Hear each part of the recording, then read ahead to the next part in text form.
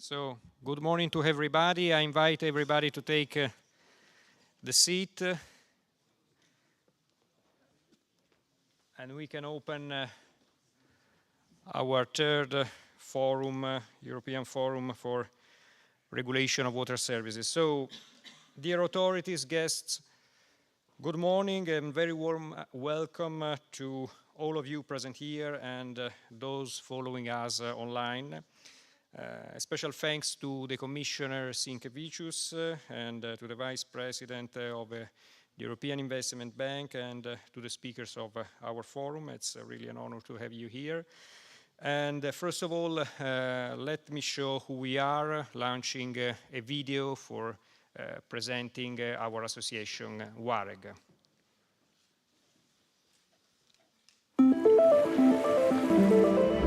WAREG is the Association of European Public Authorities responsible for the economic regulation in the drinking water and wastewater sector. Established in 2014, WAREG promotes collaboration and knowledge exchange among its members to enhance the management of water services.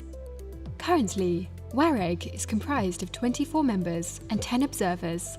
These members and observers represent the highest bodies within national and regional public authorities, actively participating in shaping the future of water regulation in Europe.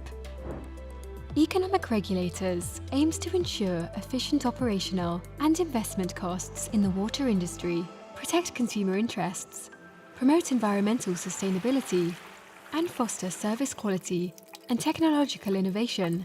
This is achieved even through institutional cooperation among regulators within WAREG for the exchanges of best practices.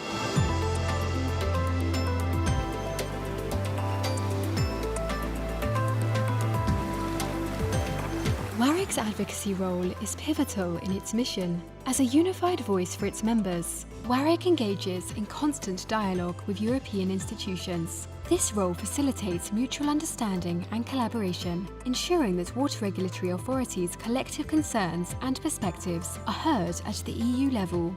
At the same time, EU institutions receive first-hand information on the state and challenges of the sector.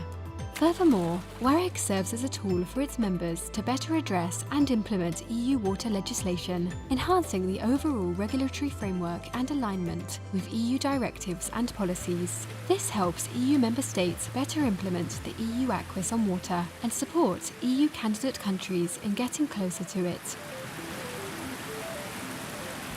WAREG's recent activities are centred around capacity building, with 2 key projects currently underway involving WAREG members and more planned for the near future. This is complemented by ad hoc peer reviews of regulatory developments in member countries and the production of reports on key regulatory topics in the water sector.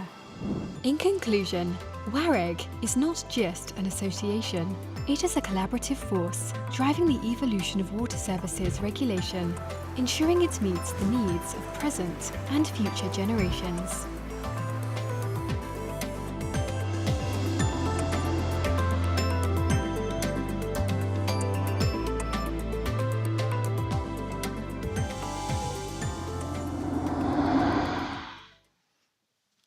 Very emotional video with our picture, with our stories. So thank you for the staff that prepared this such video. So IFRUS 2021 was held immediately after the COVID, gathering 300 attendants and 40 speakers. The main message coming from our last event is that in Europe there are many ways to regulate the water sector from an environmental and economic point of view. The various types of regulatory models currently in place are strictly connected to local, regional and national rules adopted in every country. The last forum highlighted the role that independent regulators are playing to assure compliance with relevant EU laws, especially in countries which have been lagging behind in meeting the EU targets. Compliance with EU water legislation has significantly increased in these countries since water regulators started to operate there. Beginning from the data published by the European Environmental Agency, we reported that since 2014, the lack of compliance of European water countries to EU requirements on wastewater collection dropped by 44%, while failure to meet requirements on biological treatment and nutrient removal decreased by 66% and 22% respectively. In other words, water regulatory authorities have led to greater compliance with EU regulation. A lot of work has been done to improve the quality of water services, and now for regulators it's time to address the new challenges stemming from the EU's policies for climate change and respond with effective regulatory tools to promote environmental sustainability. In October 2022, the European Commission presented a proposal to revise the Urban Wastewater Treatment Directive. This directive has led to a significant reduction of pollution caused by wastewater discharge from urban sources. And the proposal addresses shortcomings and new challenges, provides new limits value to reduce pollution for urban sources, and aims to reach an energy neutrality objective in line with the European Green Deal. Furthermore, it provides rules to improve disclosure and transparency for citizens. The explanatory memorandum of the proposal forecasts an implementation cost of 3.8 billion euros per year, below the expected monetized benefits. These additional costs would be covered by a combination of water tariff, public fund, and the extended producer responsibility mechanism. The proposal forecasts an average increase in tariff of 2.26% in the EU.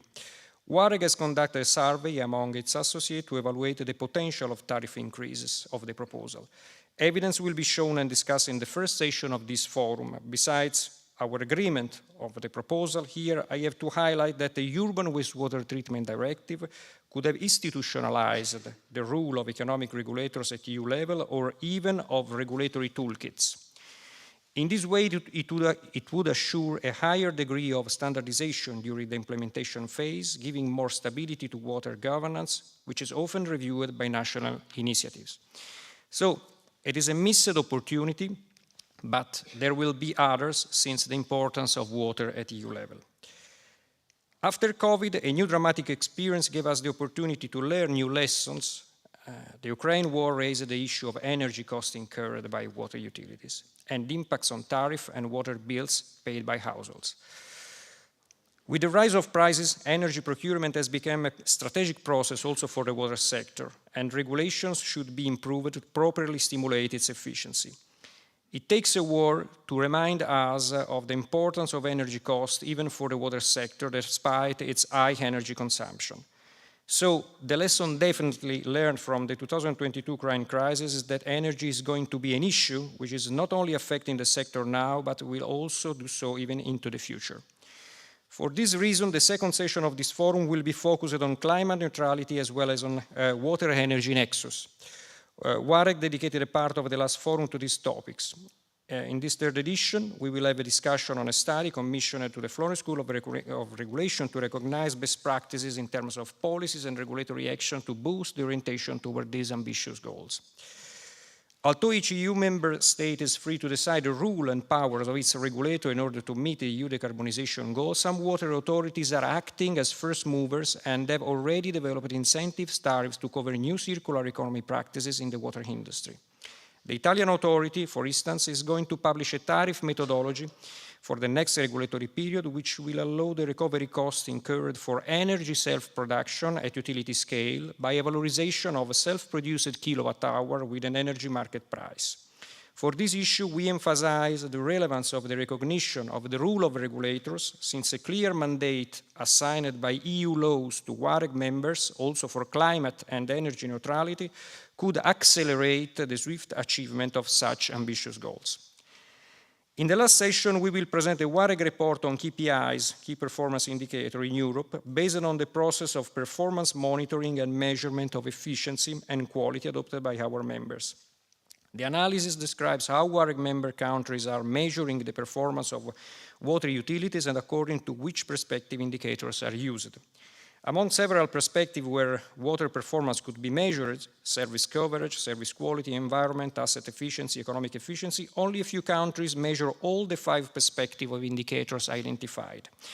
And the economic efficiency is the most widespread perspective, also with the highest number of indicators measured. So the prevalence of the economic issue for water regulator is to the detriment of monitoring of other categories such as quality. Then our survey shows a low degree of standardization and uniformity among countries in terms of KPIs adopted. Despite these differences, some categories of indicators which have been detailed by the EU legislation, I refer to water quality and wastewater treatment quality, are measured in a similar way. This comes from the uniformity of parameters given by EU legislation for Drinking Water Directive and Urban Wastewater Treatment Directive. Lastly, there is a lack of consistency with the new orientation of EU legislation, such as the measurement of water losses, with the regulators more oriented toward non-revenue water instead of ILI index that is favored by the Drinking Water Directive. Secondly, only a small number of countries is measuring energy efficiency and energy neutrality. And finally, there is a lack of regulatory indicators on the risk-based approach for drought and compliance with quality standards. So, on this last point, Europe has been affected by a severe water drought in the last years, with impacts in the southern countries mainly concerning the water availability for agriculture and hydropower plants. Even if the water supplied by public sector has been only partially hit by water shortages with few cases of interruption of services, the absence of indicators of resilience, vulnerability and affordability of water sources must be without fail overcome in the next years by regulators. So, following an integrated approach which joins all water sources and different uses, the regulator should start to measure the performance of water suppliers with three criteria: the likelihood of shortages in water sources, that is reliability, how quickly they recover from failure, resilience, and how severe the consequences of failure may be, vulnerability. Beginning from the welcomed resilience initiative announced by the European Commission President in her last State of the Union speech, an integrated European policy will be effective if all institutional actors work together to form a common base of rules, data as well as cross-sectoral approach, joining different types of water consumptions.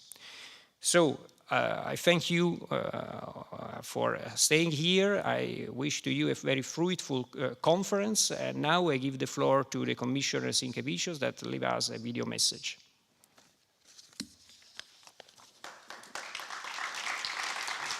Ladies and gentlemen, the work of the Association of European Water Regulators and its members is now more crucial than ever.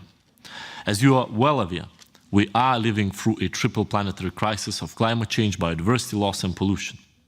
And water is at the heart of each of these issues. We are already experiencing the effects of a lack of available water. That's partly the result of climate change, but it's mainly due to unsustainable water management. We need to reduce the ever-increasing demands we make on water resources, and we need decisive action to protect them. Europe has robust water legislation. This Commission has further strengthened EU legislation on drinking water. We are updating the laws on wastewater treatment and water pollutants to improve the way we address pharmaceuticals, pesticides, and priority substances like PFAS. The revised Drinking Water Directive increases access, improves the protection of human health, and empowers the management of drinking water in a resource-efficient and sustainable manner. The proposed revision of the Urban Wastewater Treatment Directive should ensure access to sanitation with ambitious targets for pollution reduction. It also addresses energy use, greenhouse gas emissions, water reuse, and better governance of the wastewater sector. The water reuse regulation is now firmly in place. The proposals on soil and nature restoration will also help restore our natural water cycle. For 2024, President von der Leyen announced water resilience as one of major priorities. We know the areas where we need to act. We have to improve water efficiency, tackle water leakage, increase water reuse. We have to reduce over-abstraction and over-allocation of water. We need major water users to improve their efficiency and integrate water protection to their basic business models. We need to bring down pollution and take better care of our forests and soils, our wetlands, rivers, and seas. Ladies and gentlemen, a strengthened approach preparing the EU for the challenges ahead is essential, and it's a task we can deliver together. Thank you for your attention.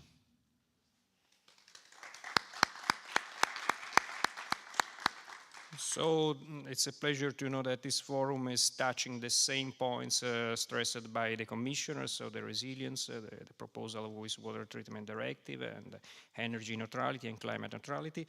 I invite the Vice President of the European Investment Bank, Maurino Felix, to take the floor for his opening speech.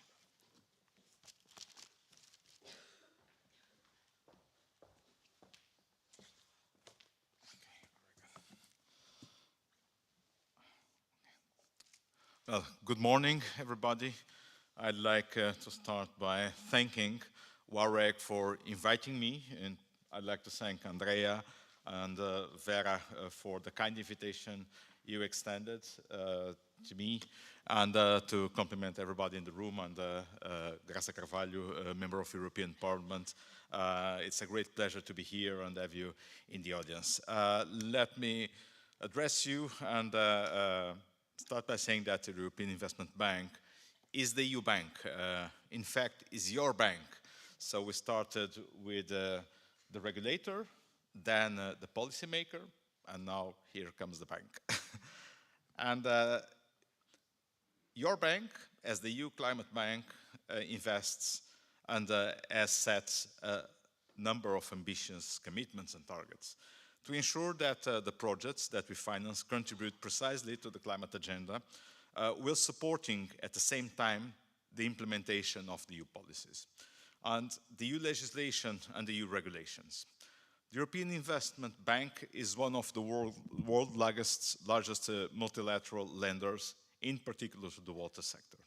We finance more than 2 billion euros per year of water infrastructures, and that the operations we approved in 2022, last year, will ensure safer drinking water to 25 million of people. These investments will provide 100 million of citizens with improved sanitation and will reduce the risk of flooding for over 230,000 people. And during the last 5 years, the bank has in fact financed 8.5 billion euros in the European Union for investment projects in the water sector, and with very impactful results. We contributed to build or rehabilitate more than 88,000 kilometers of water pipes and increased treatment capacity by over 25 million of population equivalent.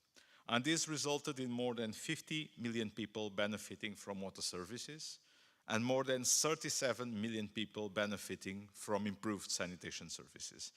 And we'll continue to invest in environmental sustainability, and in particular in the water sector, in circular economy, including waste prevention and recycling.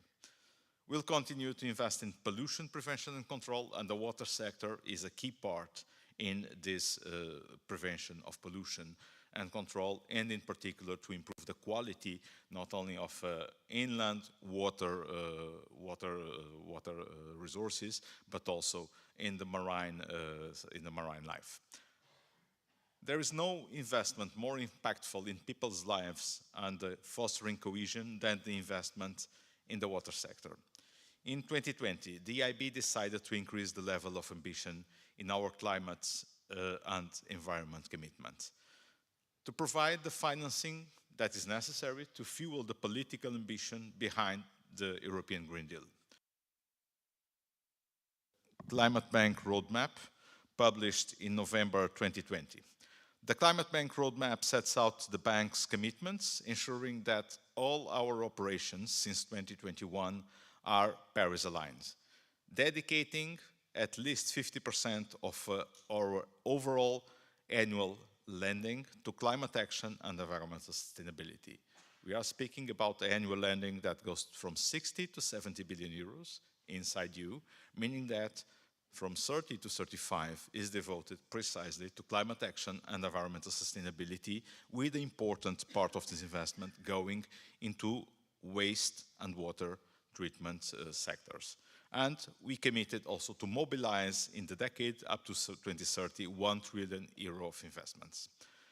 These are our commitments. And how does the water sector fit within these commitments? Our Climate Bank roadmap includes water-related activities from different angles. The first angle is to support climate mitigation efforts through our lending to Paris-aligned operations. Water can make a substantial contribution to reduce greenhouse gas emissions, mainly in what concerns methane, by building in efficiency and energy recovery from wastewater sludge digestion in particular. The second angle is that the water sector is at the heart of climate change adaptation by building greater resilience to climate change, by eliminating pollution, and by protecting the environment. And the EIB always requests our counterparts, our promoters, to prepare a climate risk vulnerability assessment to identify in all the projects that we finance adaptation needs. The EIB demands promoters to prepare a climate risk vulnerability assessment. And this forms the basis at the design table of ensuring the right choices are made in terms of the design of the water sector projects.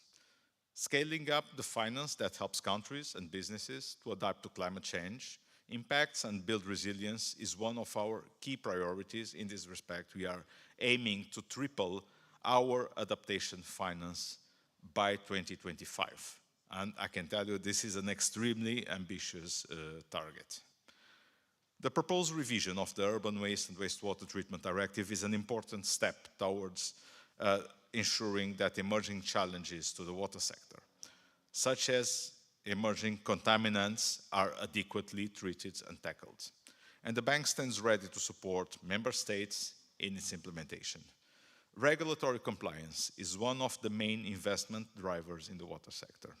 This brings several challenges to central and local governments, regulatory agencies, water operators, but also to final customers. And today I'll focus on how our work helps the water operators and other implementing agencies to strengthen their technical and financial capacity, and how this influences the affordability to final consumers. We need a just transition for all, and that it must be affordable for all, because if it's not affordable, it will not be for all. And no one can be left behind.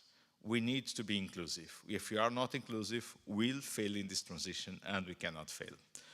We often see that project promoters, especially smaller ones, small municipalities, small regions, lack technical skills. And when they find the skills, retaining the skills and retaining the expertise is a key limitation and a huge challenge. To tackle this, we support implementing agencies at project preparation stage through joint programs with the European Commission, like JASPERS, to ensure that the projects we finance have the adequate technical skills from the counterpart side so that we get a good implementation of projects. For the EIB, more than putting money on the projects and pouring money on the problems, is about having good projects. Projects that are bankable, but projects also that are socially sustainable, inclusive, and that have the appropriate climate mitigation and adaptation embedded. By working together with the national counterparts, we help them with the project preparation process, reviewing the feasibility studies and promoting best practices. Moving on to the financial constraints. We are all well aware of the funding gap that the water sector experiences, and this cannot be filled just through public budgets. If we think that public money and public sector is the only one responsible for tackling this issue, we'll miserably fail. There'll not be enough public money to tackle this issue. We need to bring public and private money and to mobilize the resources that are necessary. Hence, we work with our clients to improve their access to private financing. Private capital mobilization is one of our commitments, and at the same time is one of our best skills and expertises. That's what we do well. Bring private money to the projects such that small amounts of public money can be very powerful because they can be used to mobilize the private sector resources. At the EIB, we have a 50% financing cap on investments that we finance. And this is designed precisely to ensure that for each euro that we finance, there is one additional euro that comes from the promoter. Many times from the private sector, sometimes from public sector too, and sometimes from the social sector. And this is designed precisely to make out of 1 euro of public EU money more than 1 euro. On average, our multiplier, how we call it, is 5 times. For each euro that we use from our balance sheet, which is EU money, which is the capital from our shareholders, the EU member states, and the funds that we raise in the market, we can crowd in, bring in 4 additional euros of other financiers' monies, most of the times private sector money. And that's how we are well on track to mobilize these 1 trillion euros up to 2030 with the balance sheet that we have, and by financing every year in EU 60 to 70 billion euros, and in our overall year up to 80 to 90 billion euros. The EIB is the main implementing partner of the InvestEU program by using guarantees from the EU budget. It's not cash. We don't get the funds from the EU budget. We use guarantees that cover the risk and that share the risk with us. And by using these guarantees, we can finance operations that have a higher risk and that the risk is not compatible with the risk appetite from the bank and being a AAA bank. It's a balancing act, having a bank that is AAA, that taps the markets and that has access to finance at very good conditions, while at the same time financing risky projects. This is only possible to this very constructive and a very productive collaboration that we have with the European Commission, with the European Council, with the Parliament and the EU institutions, and by bringing EU budget guarantees to cover for extremely high risk activities. And that's how we crowd in private investors. Private investors having operations with us go to operation with risk levels that are simply too large for taking them alone, but by sharing with us the risk, they can take a residual risk that is commensurate to their risk appetite. And that's how we crowd in private investors in risky sectors. Finally, we do blending, meaning that we use grant resources to catalyze additional financing. And this has already been adopted in many operations. I would notably highlight the operation in Italy, for instance, by using grants under the Recovery and Resilience Facility precisely to blend with the EIB financing. This allows partners to get most out of their grant resources and enhance the overall impact. This implies less need for debt. This implies that we can de-risk their credit profile such that they can assess better credit conditions for the borrowing that they need to invest, namely in the investments that we need in the water sector. But for all this to happen, we need bankable projects. We need to ensure the overall bankability of the projects we finance, ensuring that water utilities can raise the necessary financial resources, either via tariffs or via other means. And to limit the impacts on the public purse or on households' budgets, this requires efficient water sector operations. The risk with massive investments in new infrastructure to comply with upcoming directives is that not just capital, but also operations and maintenance costs run out of control. That's the main risk we face. We welcome, of course, any attempt from regulators to look at the life cycle costs and to introduce incentive mechanisms to enhance the operational efficiency, and that's something that is all too often overlooked. This is also instrumental to limit tariff increases. As for the energy sector, we aim at ensuring a just transition for all. The financial sustainability of the projects is also linked to the ability of the customers to pay their bills. For water utilities, this translates in the request for water bills to be affordable also for disadvantaged customers. Let me now conclude by explaining how financiers and regulators can work together. In the water sector, lending operations, the typical counterpart is either a public authority or a regulated utility. And whilst market risks are limited due to their monopolistic nature and stable cash flows, regulatory risks are pervasive. In other words, their operating environment and investment capacity are constrained by the tariff and by the industry regulation. Two elements that lenders assess during the due diligence assessment of the operations that we finance. Whilst we at the EIB are well aware of the regulatory risks, we also know the regulatory space as powerful policy leverage opportunities.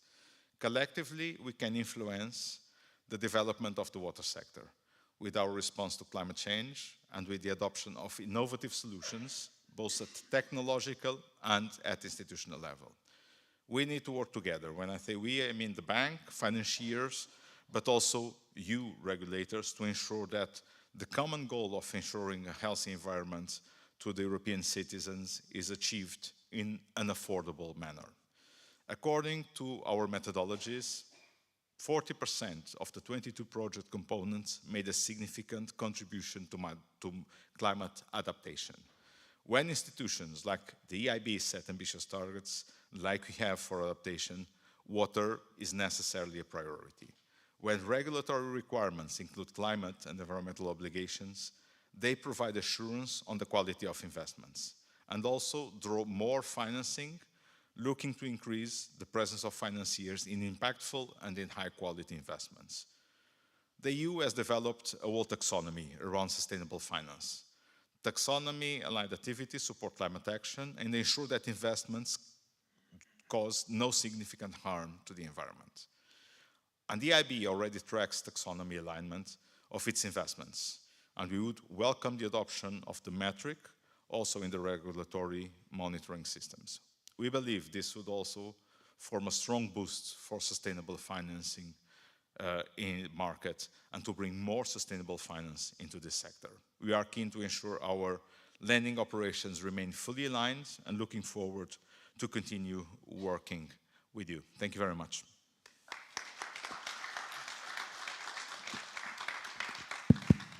So thank you to the Vice President, even for the work for mentioning the regulation and let's say our task as a regulator to mitigate and reduce the regulatory risk. I think that the only asset that the utility has in order to assure and convince investors to give money is our revenues, and the revenues come from the rules defined by all of us as regulators. So it's important as association to be aware about our role in terms of risk mitigation, in terms of assure through a better regulation, a better sector that could attract investors.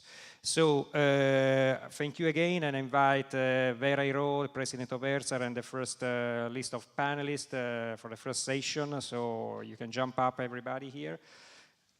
And I give you the floor for this first session concerning the measurement of the impacts of Urban Wastewater Treatment Directive. It's a very interesting survey, the one made by ERSAR, and some figures will be shown in terms of tariff impacts and impacts in terms of costs. Vera. Thank you. So I would like to introduce a little bit of Vera's profile. So Vera is the president of the board of directors of ERSAR, the Portuguese water regulator. She is a lawyer specialized in public law, used to work at the Linklaters company. She's a public law professor at Nova University Lisbon, and she was assistant at the Portuguese Constitutional Court. She has a PhD in law, and she will present us a little bit of the findings that WAREG has reached in this study of the impacts of the new proposal for the Wastewater Treatment Directive. So Vera, please. Very well. This one? Ah, okay. Okay.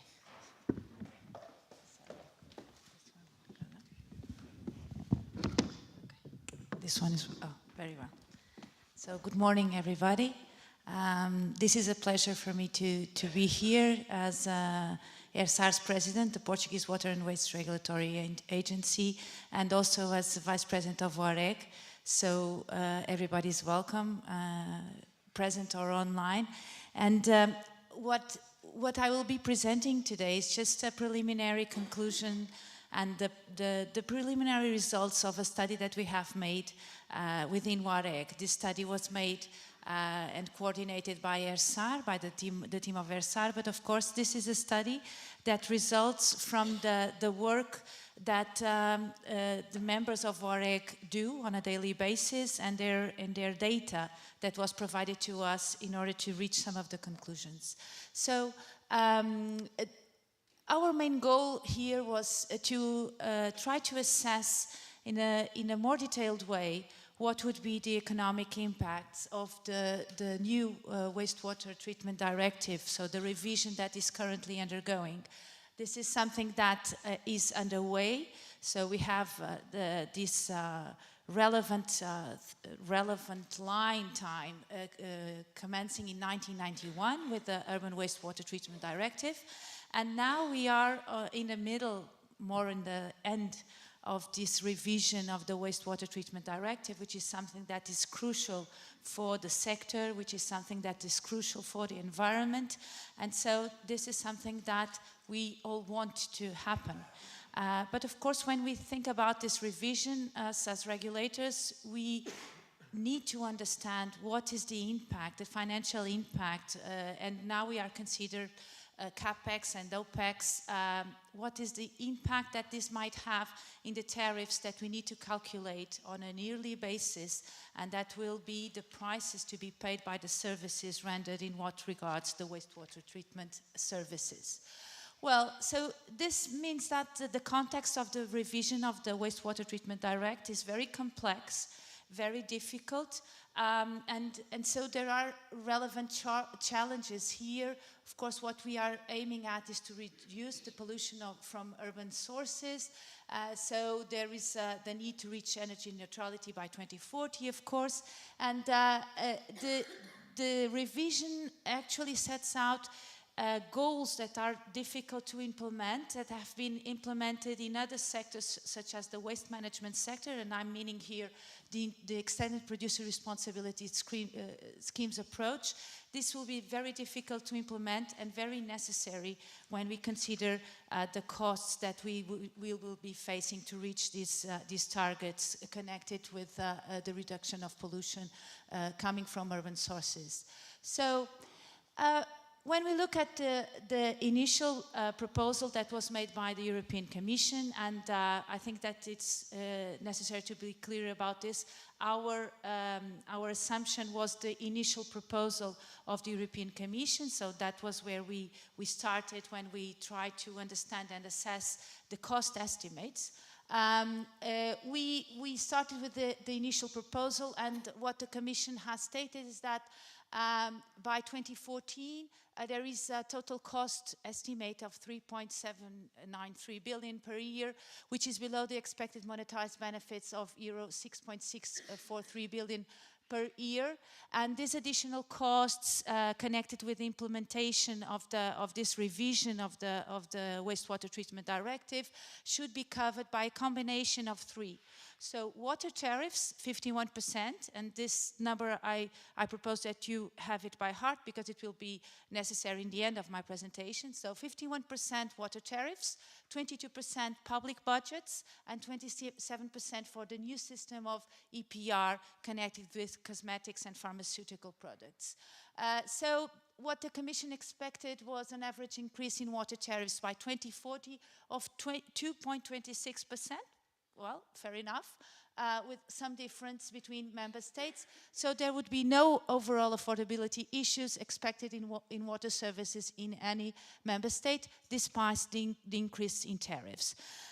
So this is the number that we started from, and as regulators in Portugal, we try to assess, well, is this something that is feasible for Portugal? Is the 2.26% a number that it matches the reality in Portugal?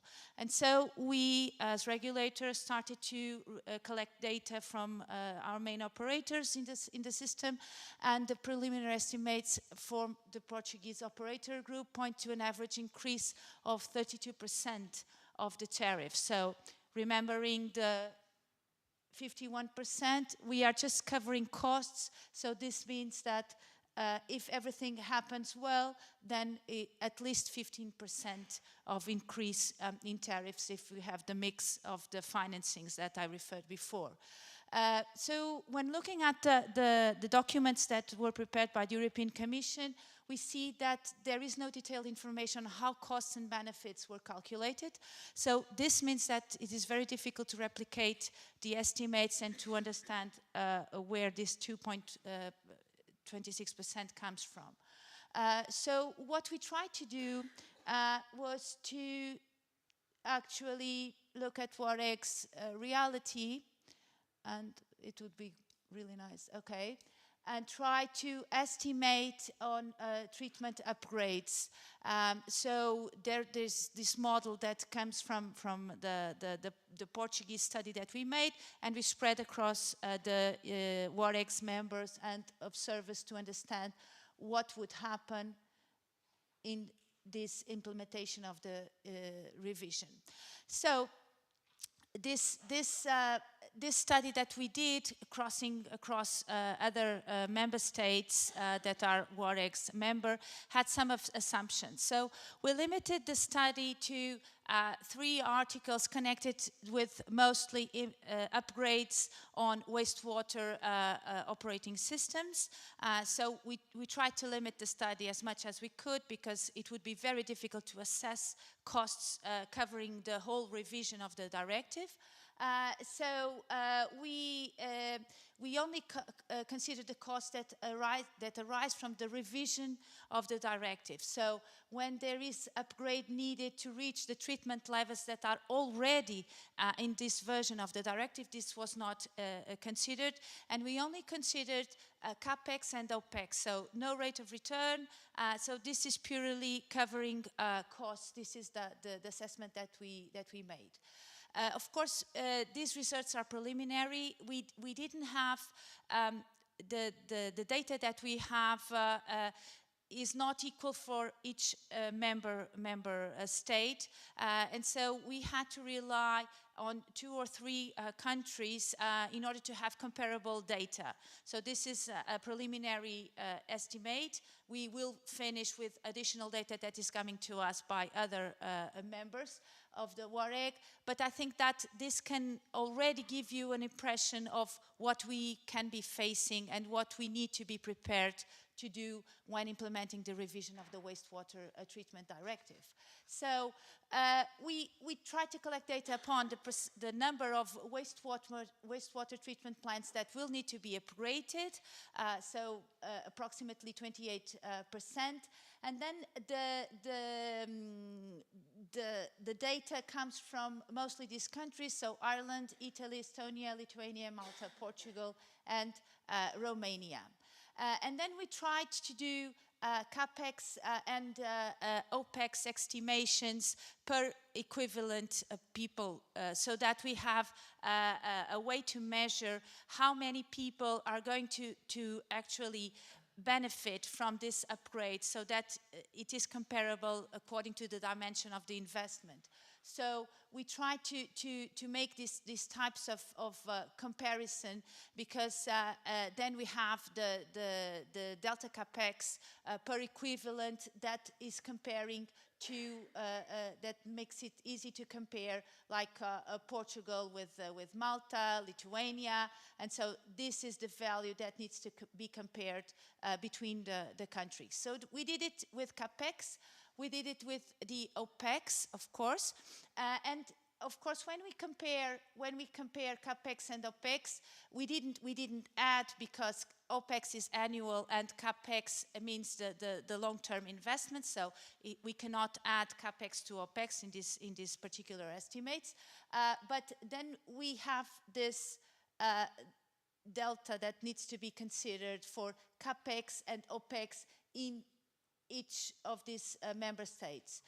This means first that there is a relevant difference between member states that needs to be considered. So when we are speaking about an average percentage of 2.26% in tariff increase in the European space, that means that we have different realities to consider, and so member states are pretty much different on this regard, and that should be considered. But what this means is that we have a very relevant difference in capex when implementing the EU revision of 46.1% per equivalent and 6.5 euros per equivalent also in the OPEX.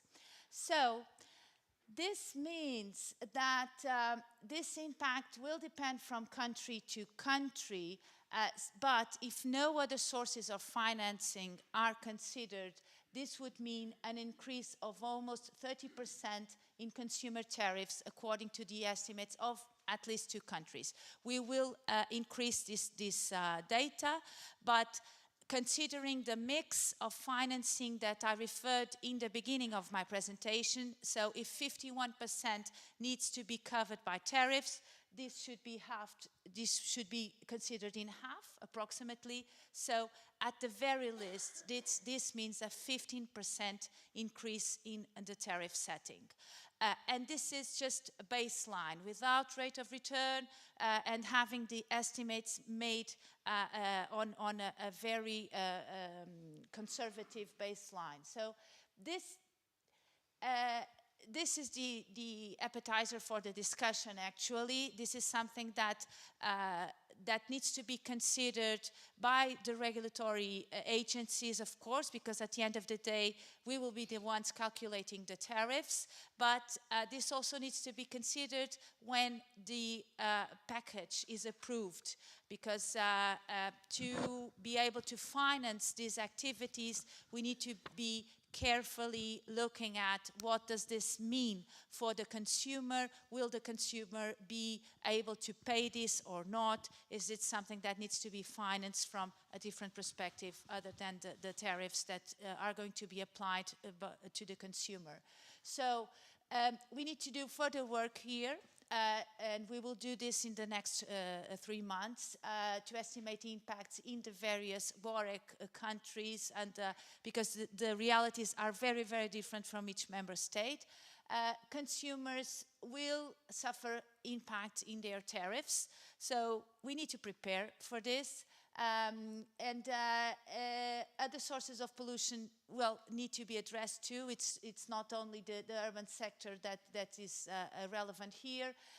And so this is something that at the end of the day means that regulators can provide reliable information and economic inputs for better policies, and we need to do the maths. We need to estimate in order to be prepared and in order to actually implement a relevant change in this legal framework. So this is just the appetizer for the discussion. Thank you so much. Thank you, Vera, for the presentation. I would like to invite the other speakers to the stage. So I would call Xavier Leflaive, the leader of the Water Environment Directorate in the OECD. He works at the OECD since 2004.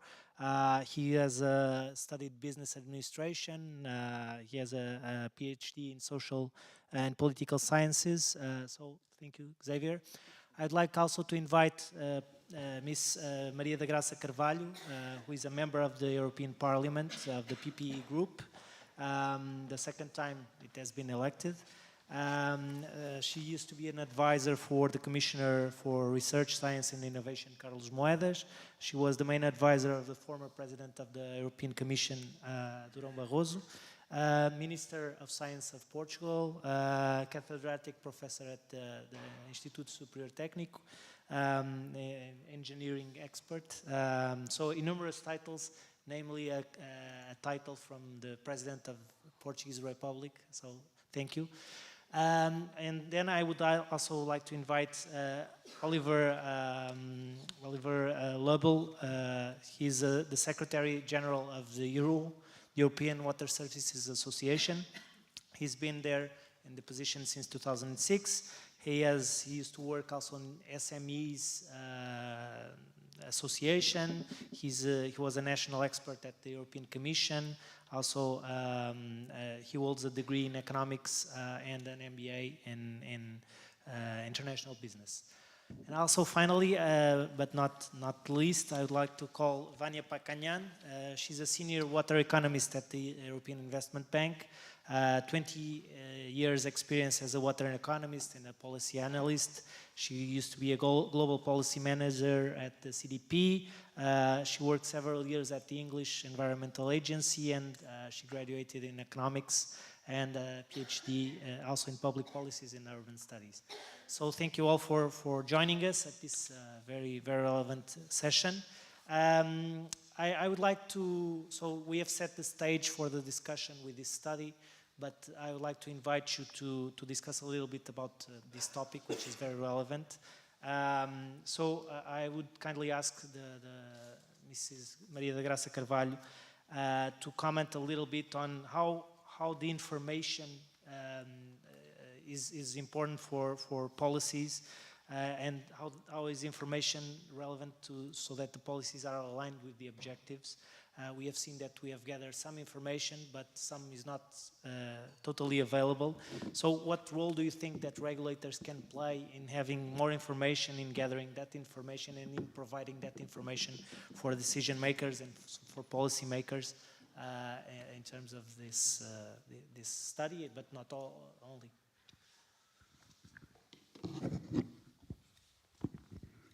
So good morning. First of all, I would like to thank the kind invitation to be here with you, and a special thank to Mr. David Alves, and compliment to Dr. Maureen Felix and Professor Vera Heró, all the panelists and everyone that is attending us here and online. Information is key for the policy making and for any decision process. And the role of regulators is crucial.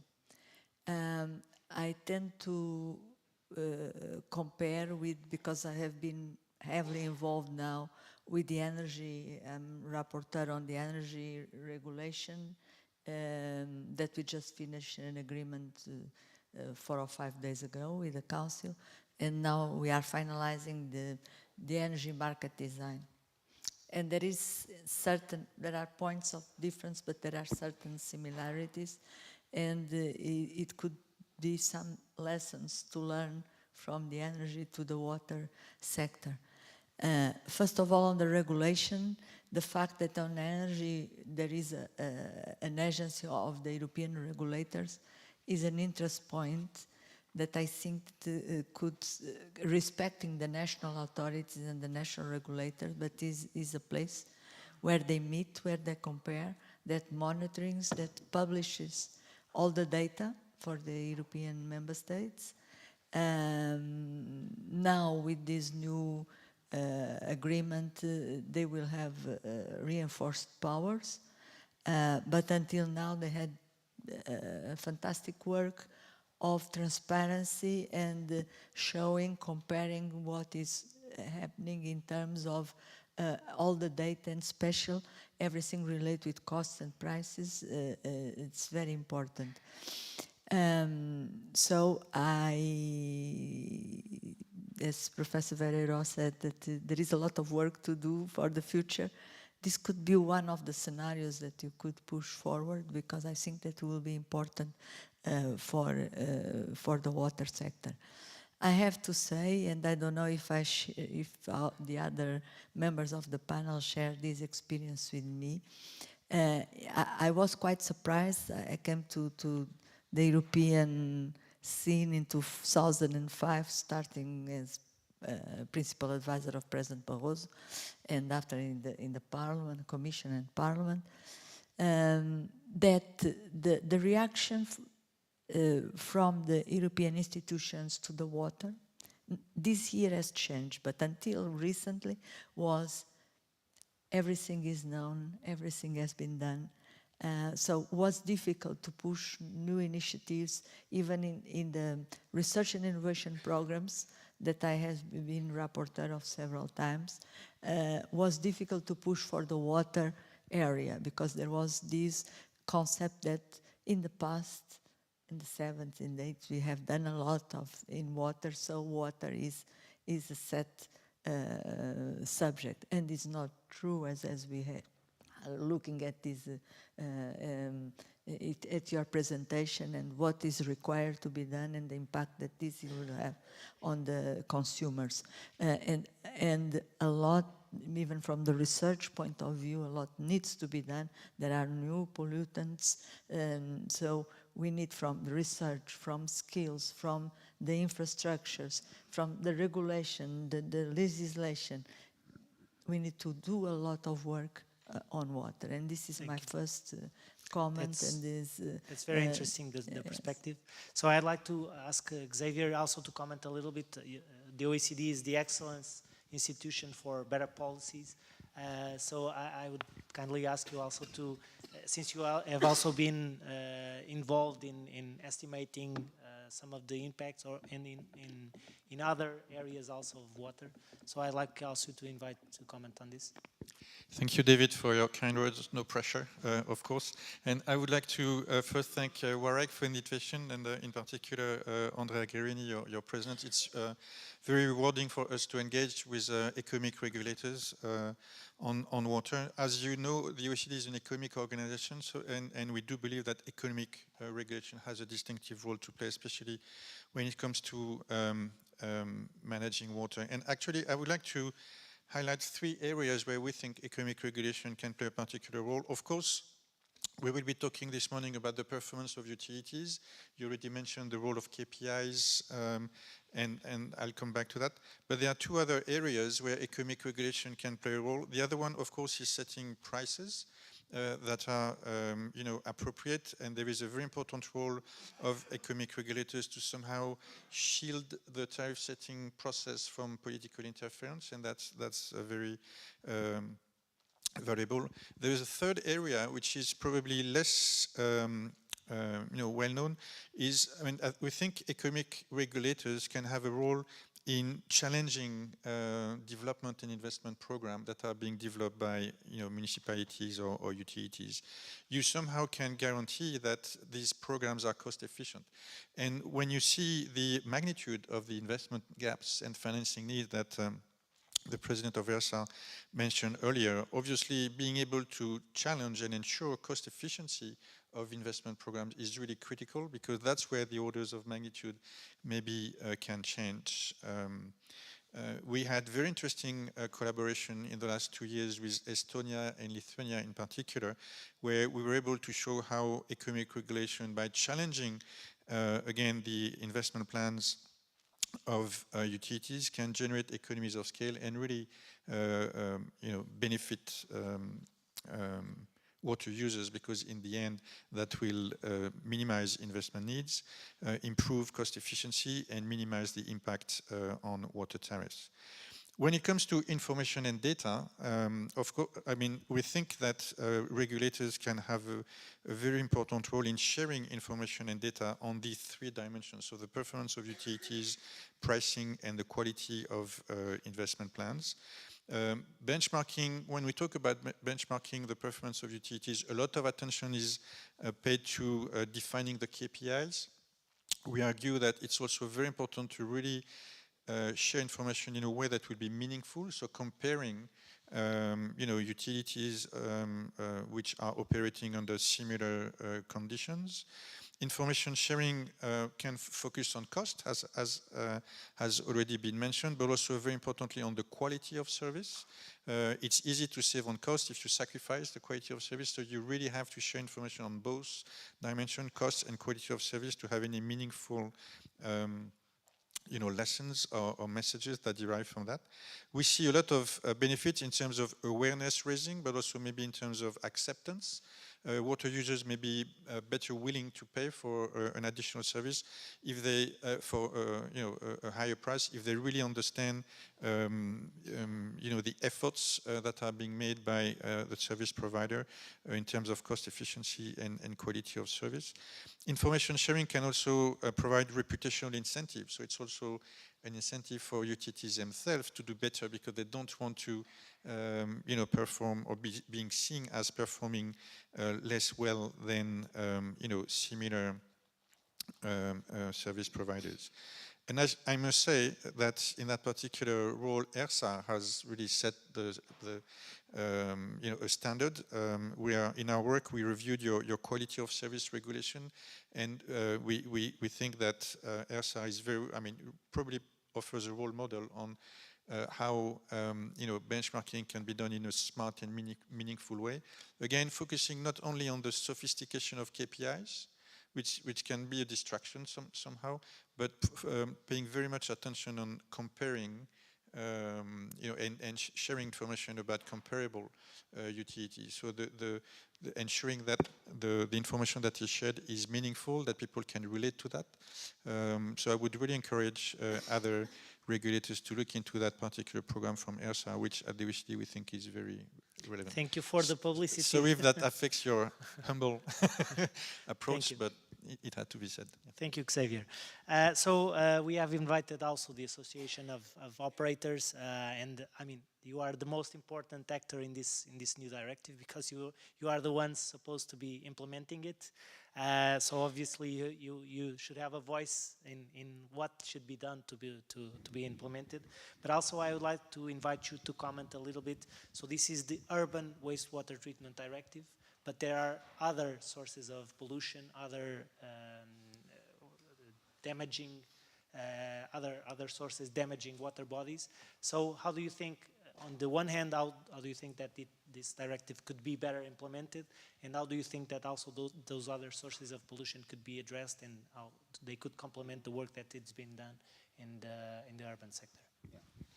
Thank you very much for the question. I would start by saying that our sector has a big role to play in protecting public health and our water resources, and the Commission has quite well presented the remaining pollution coming from urban wastewater treatment plants. So, and the new directive will put in place the tools to tackle that remaining pollution, and we fully support this, and we support our role in improving the environment. On the other hand, it is very clear that we are just one pathway of pollutants to the environment. There are multiple pathways. There are point sources, there's diffuse pollution, agriculture, industry, air deposition. So I would say on certain indicators, we will make a major step to achieving good status of our surface water bodies. But generally, it will not be enough to achieve this status across the continent without tackling the other sources, which of course means it brings us to the point of control at source. So we are the final barrier between human activities and nature. Pollution needs to be controlled at the source. And here we see, I would say, quite some worrying trends. End of pipe legislation, like the Drinking Water Directive, Urban Wastewater Treatment Directive, also the Environmental Quality Standards Directive, they are reinforced, and we support this. At the same time, we see efforts to weaken legislation which would improve control at source, and can give you some examples. Some days ago, the European Parliament rejected the Sustainable Use of Plant Protection Products Regulation, which would have been a major step towards protecting groundwater resources and surface water resources. We see efforts to weaken the Industrial Emissions Directive, the Nature Restoration Law. We see now efforts to weaken the environmental credentials in the pharmaceuticals legislation. All of these are control at source measures that could improve the quality of our water bodies. And also we see that REACH is postponed. We see increasing doubts about the future of the restriction of PFAS. So quite some worrying trends. And I would say, and I'm a bit provocative, I'm not talking about financing now and governance, when we want to have a good implementation of the Urban Wastewater Treatment Directive, we need to start with control at source measures. The less the wastewater is polluted, the less we have to treat, the less energy we will use, the less resources we will use, and the less costs we will have. So let's start with that. Thank you. Thank you. So Vanya, getting back to this governance part and also the control at source and other implementation challenges, can you also elaborate a little bit on that? Good morning, everyone. Before responding, let me thank you for the invitation. It's really a great pleasure to be here with the other panelists and with the audience here and online. Yeah, in terms of really the challenges and the points that was just raised, clearly, let me start by reflecting on the fact, and that was also recalled in the main presentation, that we know that the business case for revising the Urban Wastewater Treatment Directive is there. Benefits outweigh the costs of a ratio from 2 to 10, according to the member states. So this is the right thing to do now. But as it was raised, there's a huge need to raise financing because the upfront costs are huge. I was checking the impact assessment the other day, which quotes an upfront investment need that is one-off implementation cost of 28.6 billion euros. So we are talking about huge investment needs here. And clearly, as it was just raised, we need, I do agree on the fact that we need to change the way we approach problems. As a public bank, the EIB, as was already mentioned, support the implementation of EU policies and legislation, but we do not stop at financing project compliance to regulations. And what we see from the operations we finance is that the main drivers for investment in water supply and sanitation, that is the projects that are submitted for our financing from promoters all over Europe, are driven by compliance, but also by other drivers like maintenance of sustainable services, including ensuring resilience and higher efficiencies in services delivering. And I can tell you, because I've tested this on the ground with the operations that I'm appraising as part of our due diligence processes, operators are more and more aware of the need to tackle challenges, for instance, coming from climate adaptation. And they are proactively proposing projects that reduce leakages, for instance, as a response to the increase in energy prices. So what we see on the ground is a dynamic operating environment which try to address the challenges along the way. But clearly, this is part of the picture, and I do believe personally that we need to adopt a systemic thinking approach, where we do not tackle pollution at the end of the pollution production process, but at source, as it was just mentioned. As a bank, as it was already mentioned, we require that tracking systems are in place and are set to make transparent and credible tracking of progress in this respect. And going back to the, if I can mention, going back to the reporting requirements, we do believe that, as it was mentioned, the EU taxonomy play a great role, not just in terms of catalyzing and mobilizing private investment, but also as a driver of technological change. But again, we really need to work all together because the problem is complex and comes from different sources and needs to be tackled. So Vanya, getting back to the financing part, and so we have seen that 22% of the financing would come from public budgets. Mm-hmm. So these investments obviously will put additional pressure on public budgets, which are already pressured, and we have seen that in the previous crisis. This is a very relevant aspect. And Mr. Mourinho Felix has already mentioned the blended financing that you are having with the Recovery and Resiliency Facility.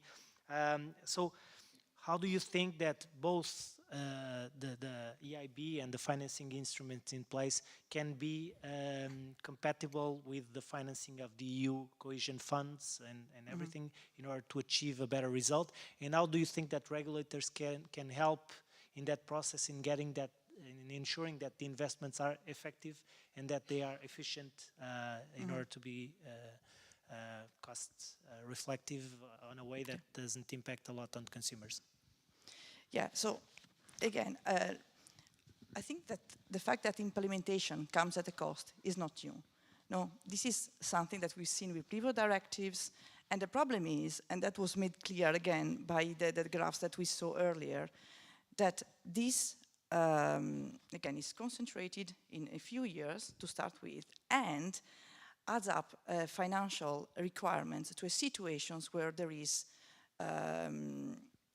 not complete compliance to the regulation. So we have to catch up on insufficient compliance, and on top of that, we also need to invest to comply with new requirements. So the challenge here is really finding these additional sources in a sector that we know is already underfinanced. And this is a big, big issue. Okay, we can discuss whether this put pressures on the public budgets, whether it raises affordability issues. We know now that affordability issues, at least in some contexts, because we know there are some countries in Eastern Europe that might have some issues. So again, I would encourage to really look at the local scale, because there are some hotspots, affordability hotspots, from even what I see in the projects I assessed. But all in all, we know that member states nowadays spend less than 1% of their GDP on water and sanitation. And as a general principle, countries that have a high ratio of debt to GDP, such as Greece, Italy, Portugal, will have limited room to increase public budgets. On the other side, we have countries like Denmark and Finland, when tariffs costs cover already most of the service provision costs, which are in a different situation. But one pervasive condition is that, as was already mentioned, we need to increase efficiency of the operations.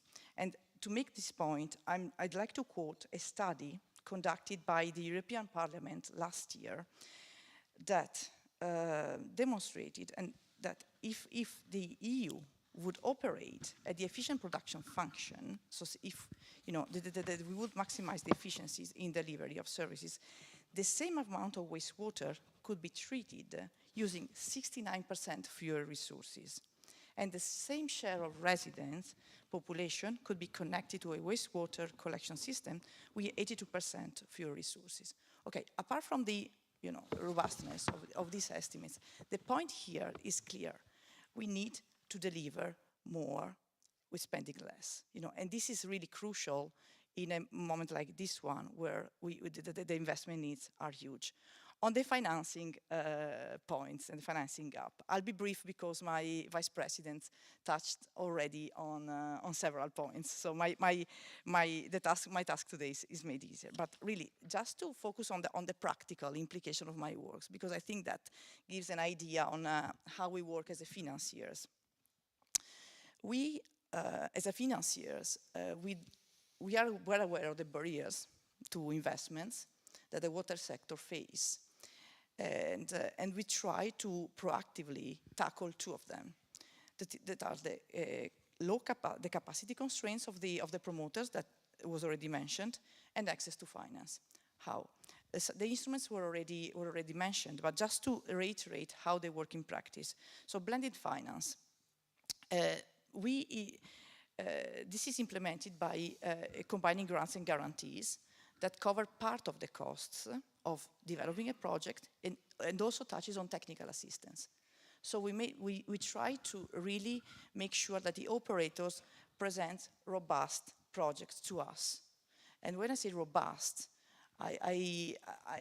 Clearly, we do look at the bankability of the projects, but we also check whether the proposed option is the least cost one. No? We compare the cost, the unit cost that we show in the project that are presented to us to the average industry cost. So in that respect, the monitoring and the benchmarking activities made by regulators is crucial for our due diligence appraisal processes.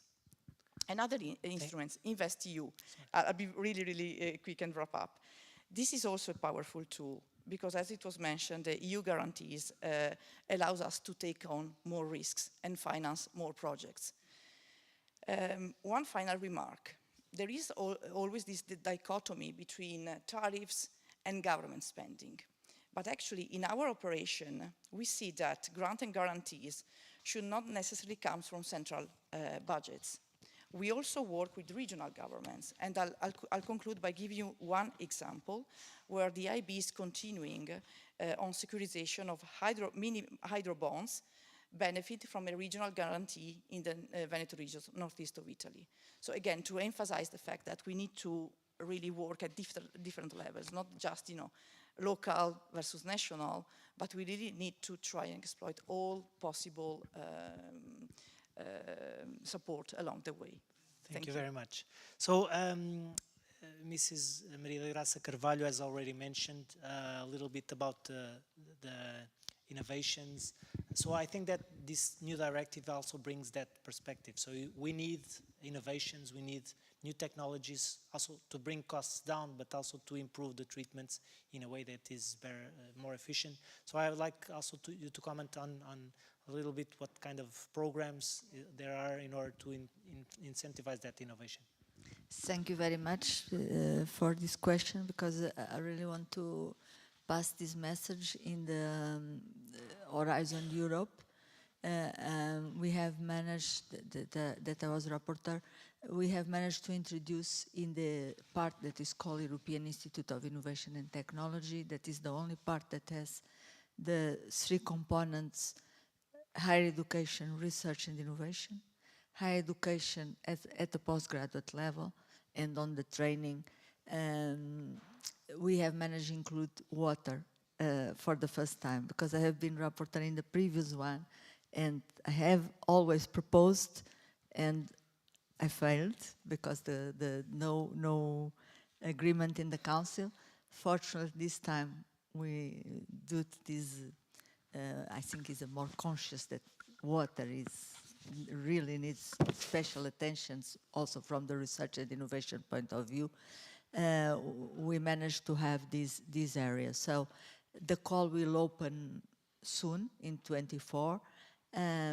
Is for usually is only a big project that is accepted, but that involves many member states, different levels of participants, coordinators, main participants, associated subcontractors. So it's really it tries to involve the community on water.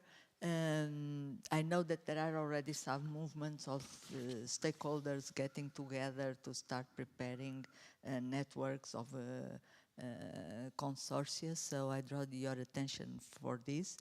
And we think that it will be very important that we have a big research and innovation and higher education program on the area of water. It has two components. It has the water, water quality, inland water, rivers is very complete, but also ocean. So is a large program that is missing at the European scene of research and innovation, and because we have many things on environment, energy, food, raw materials, but the big program of water was missing. So I'm quite happy that we managed.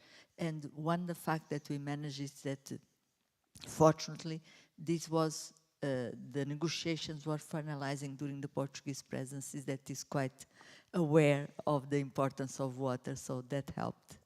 Very good. Thanks a lot for that information. I think it's useful for everyone, and that you have managed to achieve that new financing mechanism for research. So one other innovation that I would like to invite Xavier to comment was the extended producer responsibility that was introduced also in this new directive. So this is the third part of the financing, and hopefully it also brings out to what Oliver has mentioned, that we control the sources of pollution, so that we give the incentives for also the producers to do something about it. So could you please comment on that? Well, you just introduced it brilliantly. I think this idea of extended producer's responsibility is really interesting. It's part of a very intense discussion we had with DG Environment in the context of the preparation of the revision of the directive. For those who are not very familiar with the concept, so the idea of extended producer's responsibility is to extend the producer's responsibility for a product beyond the consumer use of the product life cycle, making sure that the producer somehow is accountable for what happens after use. So when the product is being disposed of, by consumers, there is a very strong and quite positive track record in solid waste management, and it's interesting that I know that some of the WAREG members operate both on water and solid waste, and there are indeed lessons to be learned. And it has actually helped to relieve the financial burden for managing end-of-life products from municipalities and taxpayers. A distinctive point about or benefit of extended producer's responsibility, as you just said, is that it provides incentives for producers to find cost-effective solutions. So EPR can really be an incentive for innovation. That's what makes it different from a tax. Extended producer's responsibility is not merely a financial instrument, it's also a driver for innovation. In our work, I think we can argue that it works best with, in combination with other regulatory instruments, such as bans on particular products or permits or product requirement regulation. So EPR should be part of a broader regulatory package. It seems to be very relevant, in the new context for wastewater management, in particular to cover the additional cost of quaternary treatment. We know that these costs can be very significant, in particular for small communities, and you could actually question whether it is fair to rely on water users to cover these significant cost increase. Extended producer's responsibility somehow is a way to revisit or question the polluter pays principle and really try to figure out who the polluter is. It's not only the consumer, it's actually not only the water user. It can be the consumer, but it's also the producer. And these are different entities, and it would be fair that these different entities are involved or in sharing the burden. Of course, there will be challenges when it comes to designing and implementing these programs.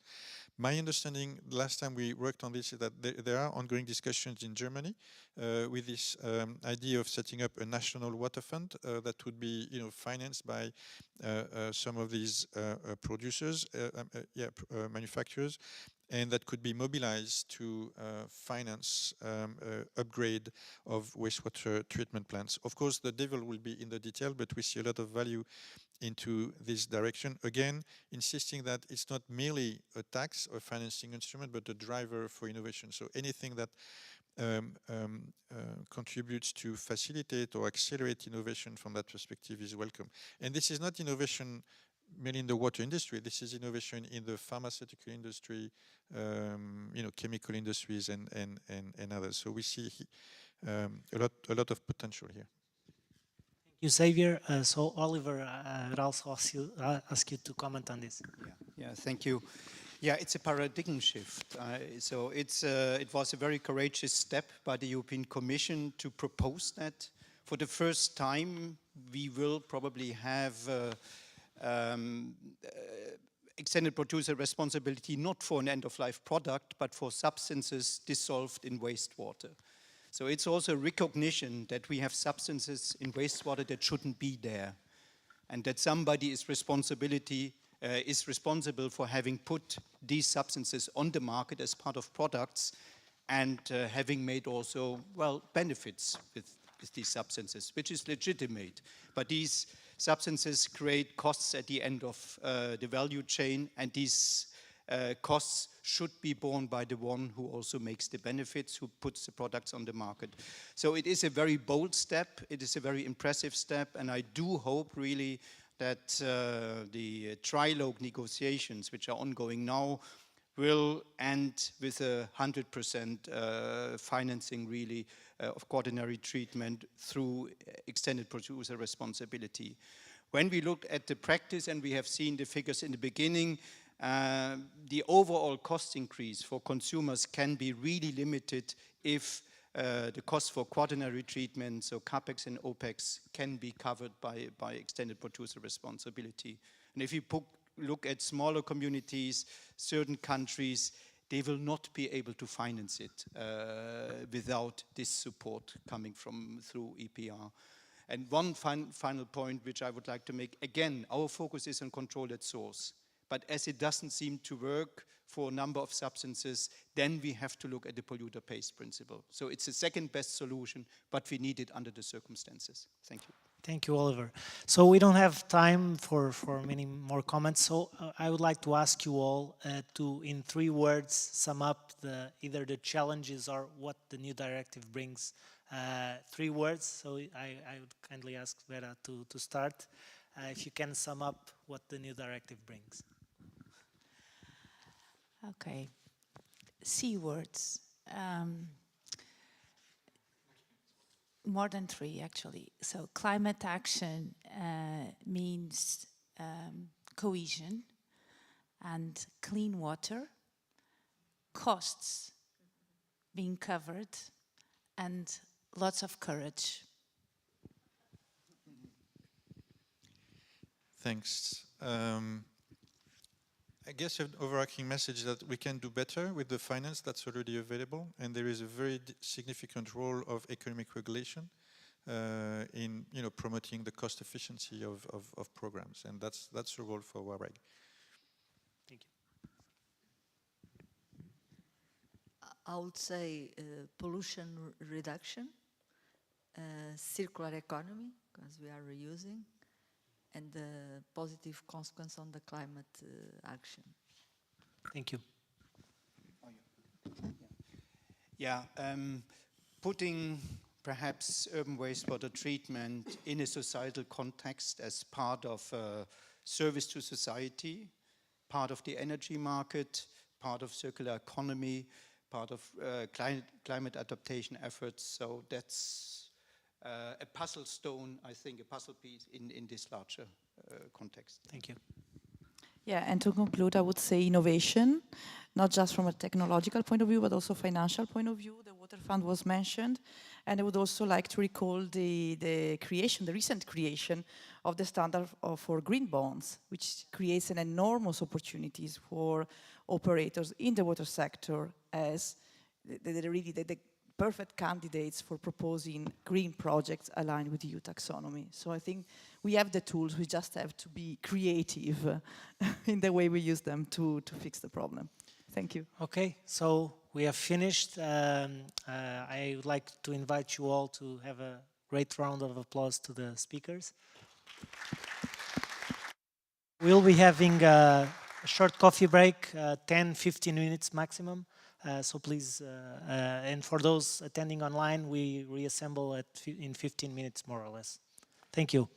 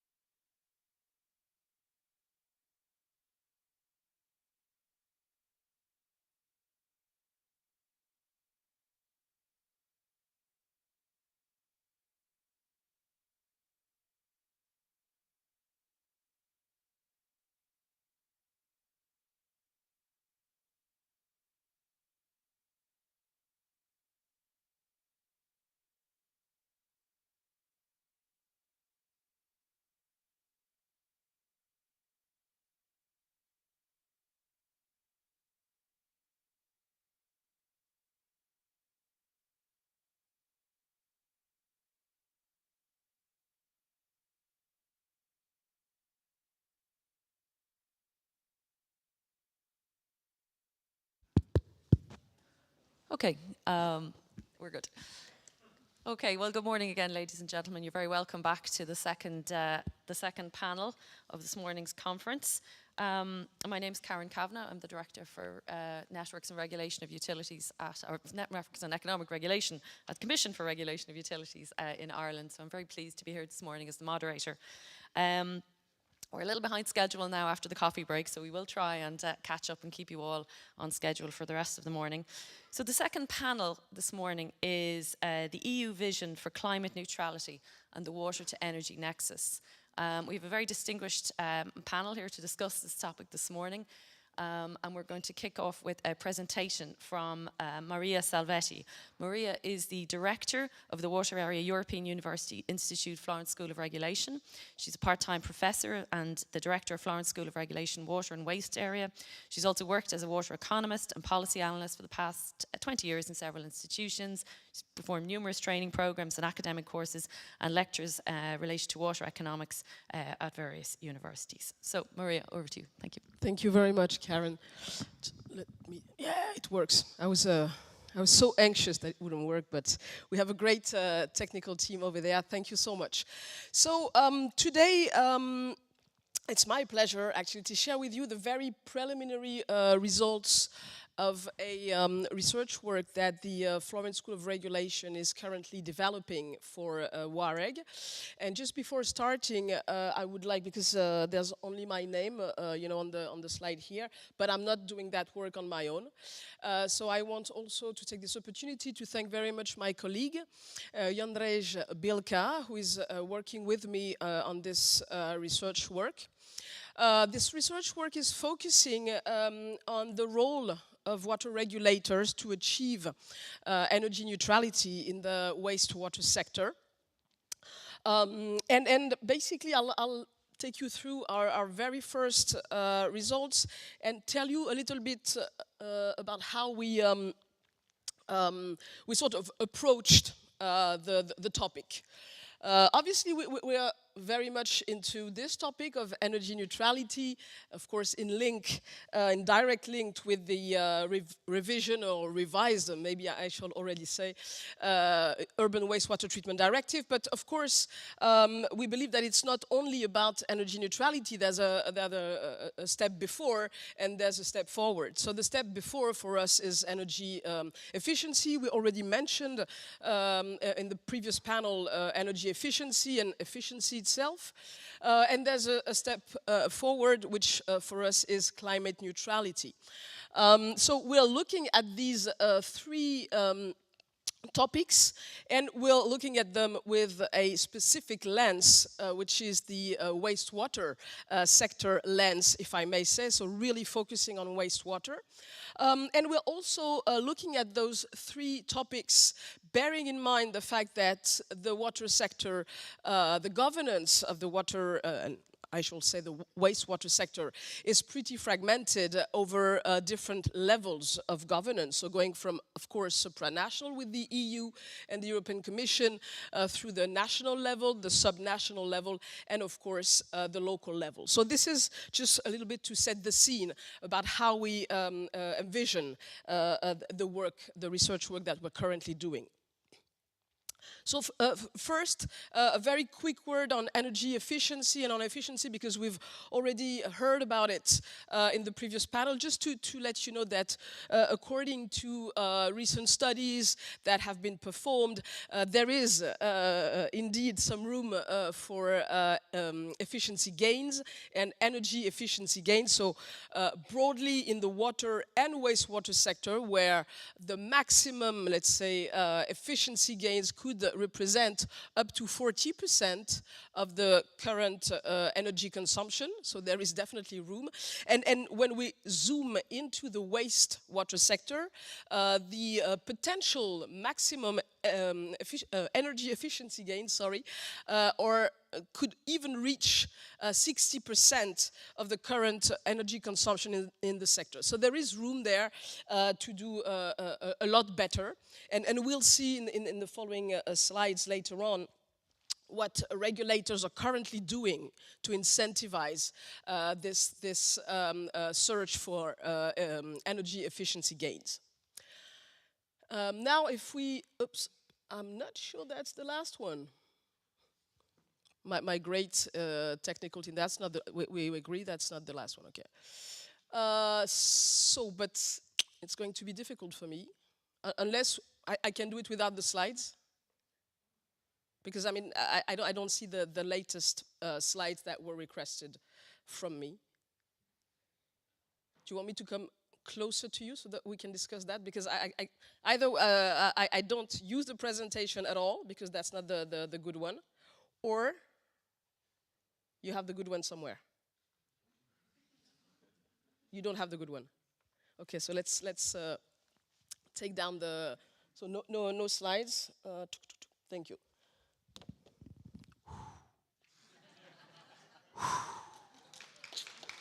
Thank you. You have them.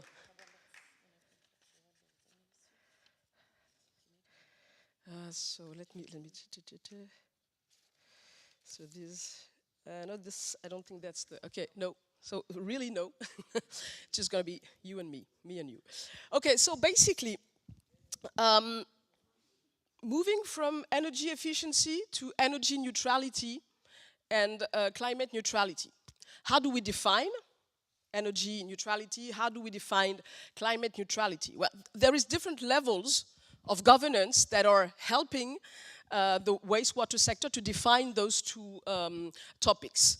Of course, there is the EU, let's say, general level, with the Green Deal, with the Circular Economy Action Plan, with so many directives that do exist, that are setting targets, that are showing the way towards energy neutrality, but also climate neutrality. Then there is EU sectoral directives, sectoral policies, and of course, for us in the wastewater sector, we're of course going to mention the Urban Wastewater Treatment Directive that is setting targets for energy neutrality. Then when we go to national level, well, countries, for instance, have to develop national energy and climate action plans. So there are some targets that are set in general for the country at national level, and then country can also adopt national sectoral policies and adopt national sectoral plans. Then you go to the local level, and you can have cities that are developing energy neutrality or climate neutrality plans. And of course, you can go also to the utility level, where utilities can also develop their own policies targeting energy neutrality and climate neutrality. So you see the different levels of governance are sort of piling up with legal texts, with policies that are all paving the way for energy neutrality and climate neutrality. But then it's a bit difficult to coordinate all these elements to make sure that the policies remain coherent from supranational level to local level. So there is a role definitely for regulators to play there. There is also a role, of course, for policymakers to play there. So we are already sort of designing maybe let's say the void or the conflict or the overlapping that could happen between the mandate of water regulators and also the mandate of policymakers. So we have dig into deeper into the national level now that we know what's happening at supranational level. And we have reviewed actually the national energy and climate plans that were developed by the EU member states. So that's my colleague Jandrej Bielka doing that. And what we have seen is that in those plans, the wastewater sector is included into the waste sector. The water sector itself is not so much mentioned, so really the efforts are focused on wastewater. And what we have seen is that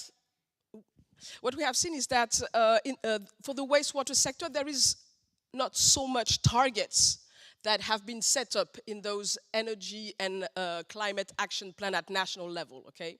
So not so much is done at the national level. So obviously, most of the targets that will apply to the wastewater sector will be done through the Urban Wastewater Treatment Directive.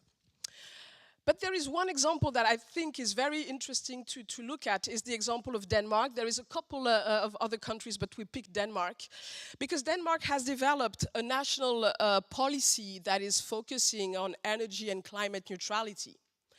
And then they also have a very specific plan for their own wastewater sector, with targets that are set for 2030, for 2035.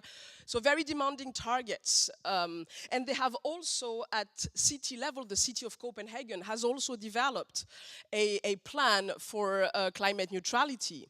And the wastewater treatment plant of Copenhagen has also developed a policy in that sense as well. Meaning that some countries have managed or are trying to manage this coordination between national level and very local level to the utility. So that can definitely happen.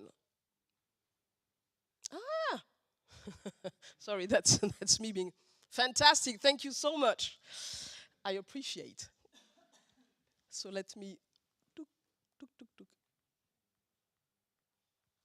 So let me. Sorry, I should point at you to go back. Okay, so that was the, yeah, not so bad. That was the Danish example. Okay, so now moving on, you know, we talked about the supranational level. We talked about the national level with the example of Denmark. That's quite unique, let's say, in terms of capacity to coordinate. Now let's look at what the regulators are currently doing in their practice to support energy neutrality and energy efficiency as well. So obviously some of them are already using KPIs, mandatory and regulatory, KPIs, so for energy efficiency.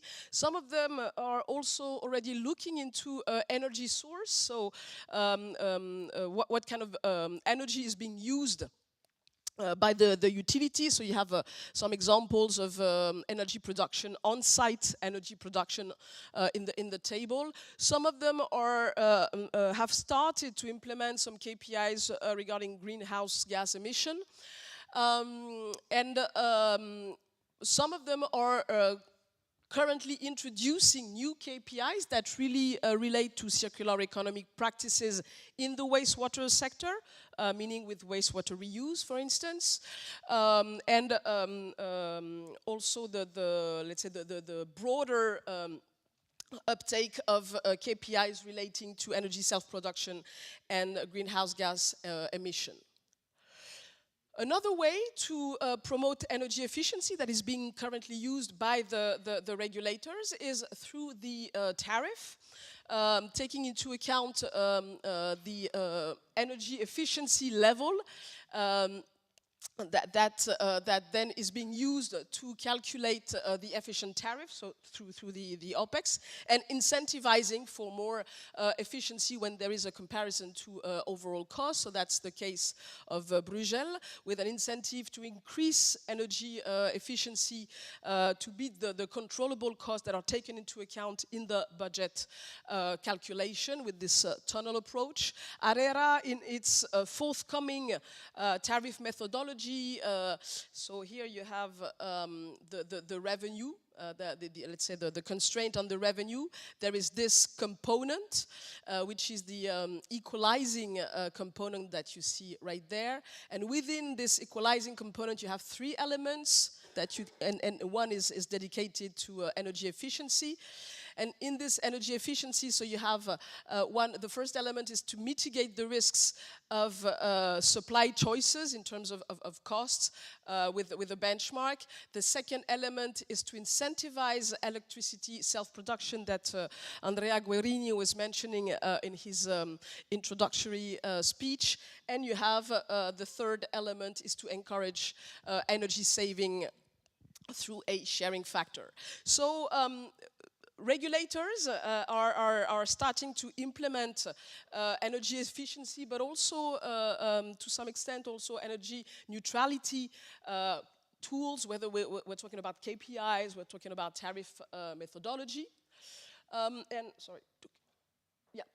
And what's also interesting to look at, so we're really moving, you know, from supranational level to the very local and utility level.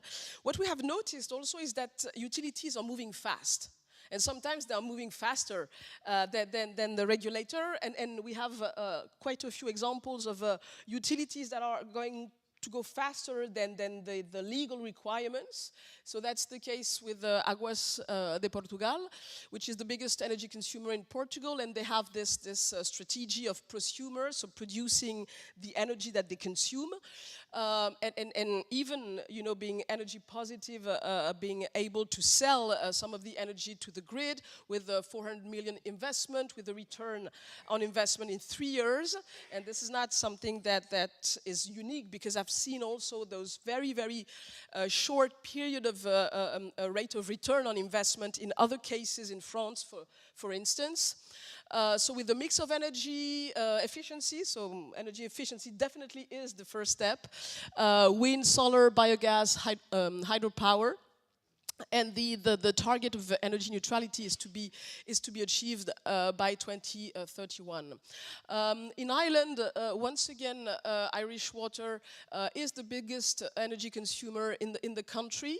There is you know, efforts to improve energy efficiency as well, but here really the let's say the strategy or the plan is to purchase green energy on the market with a hedging 2 or 3 years ahead in order to get a bit of a stability in the costs.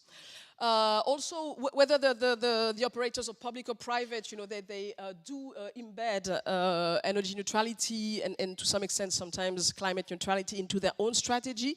That's the case with Veolia France, aiming to be self-sufficient within 5 years in terms of energy, with 100% of energy produced locally, so either through biogas or solar energy. You have other examples here that I will not go necessarily into details, but just to say that across Europe, utilities are moving really fast, and they're moving towards energy neutrality, but also to some extent for some of them towards climate neutrality.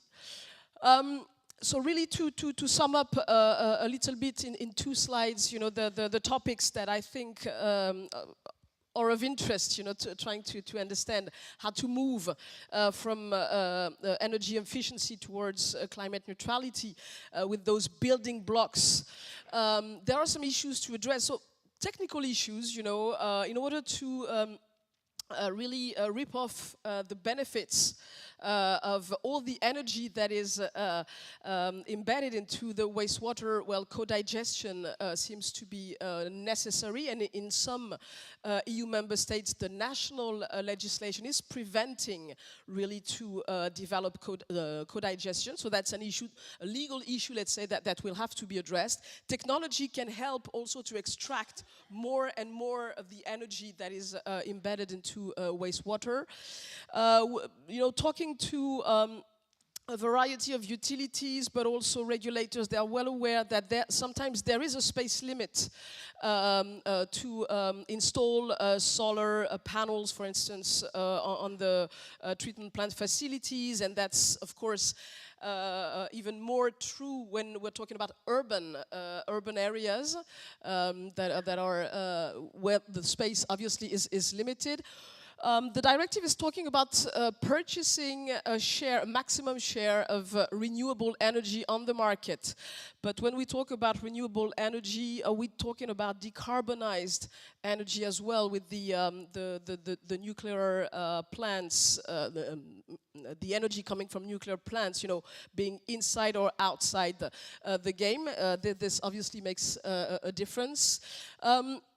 The sector investment priorities have to be taken into account, because the level of, let's say, of maturity, the level of, I wouldn't say development, but that's sometimes the case. The level of development of the sector is different from one country to the other. So obviously, the priorities in terms of investment might be different and will be different in some EU member states. The size of the electricity market for the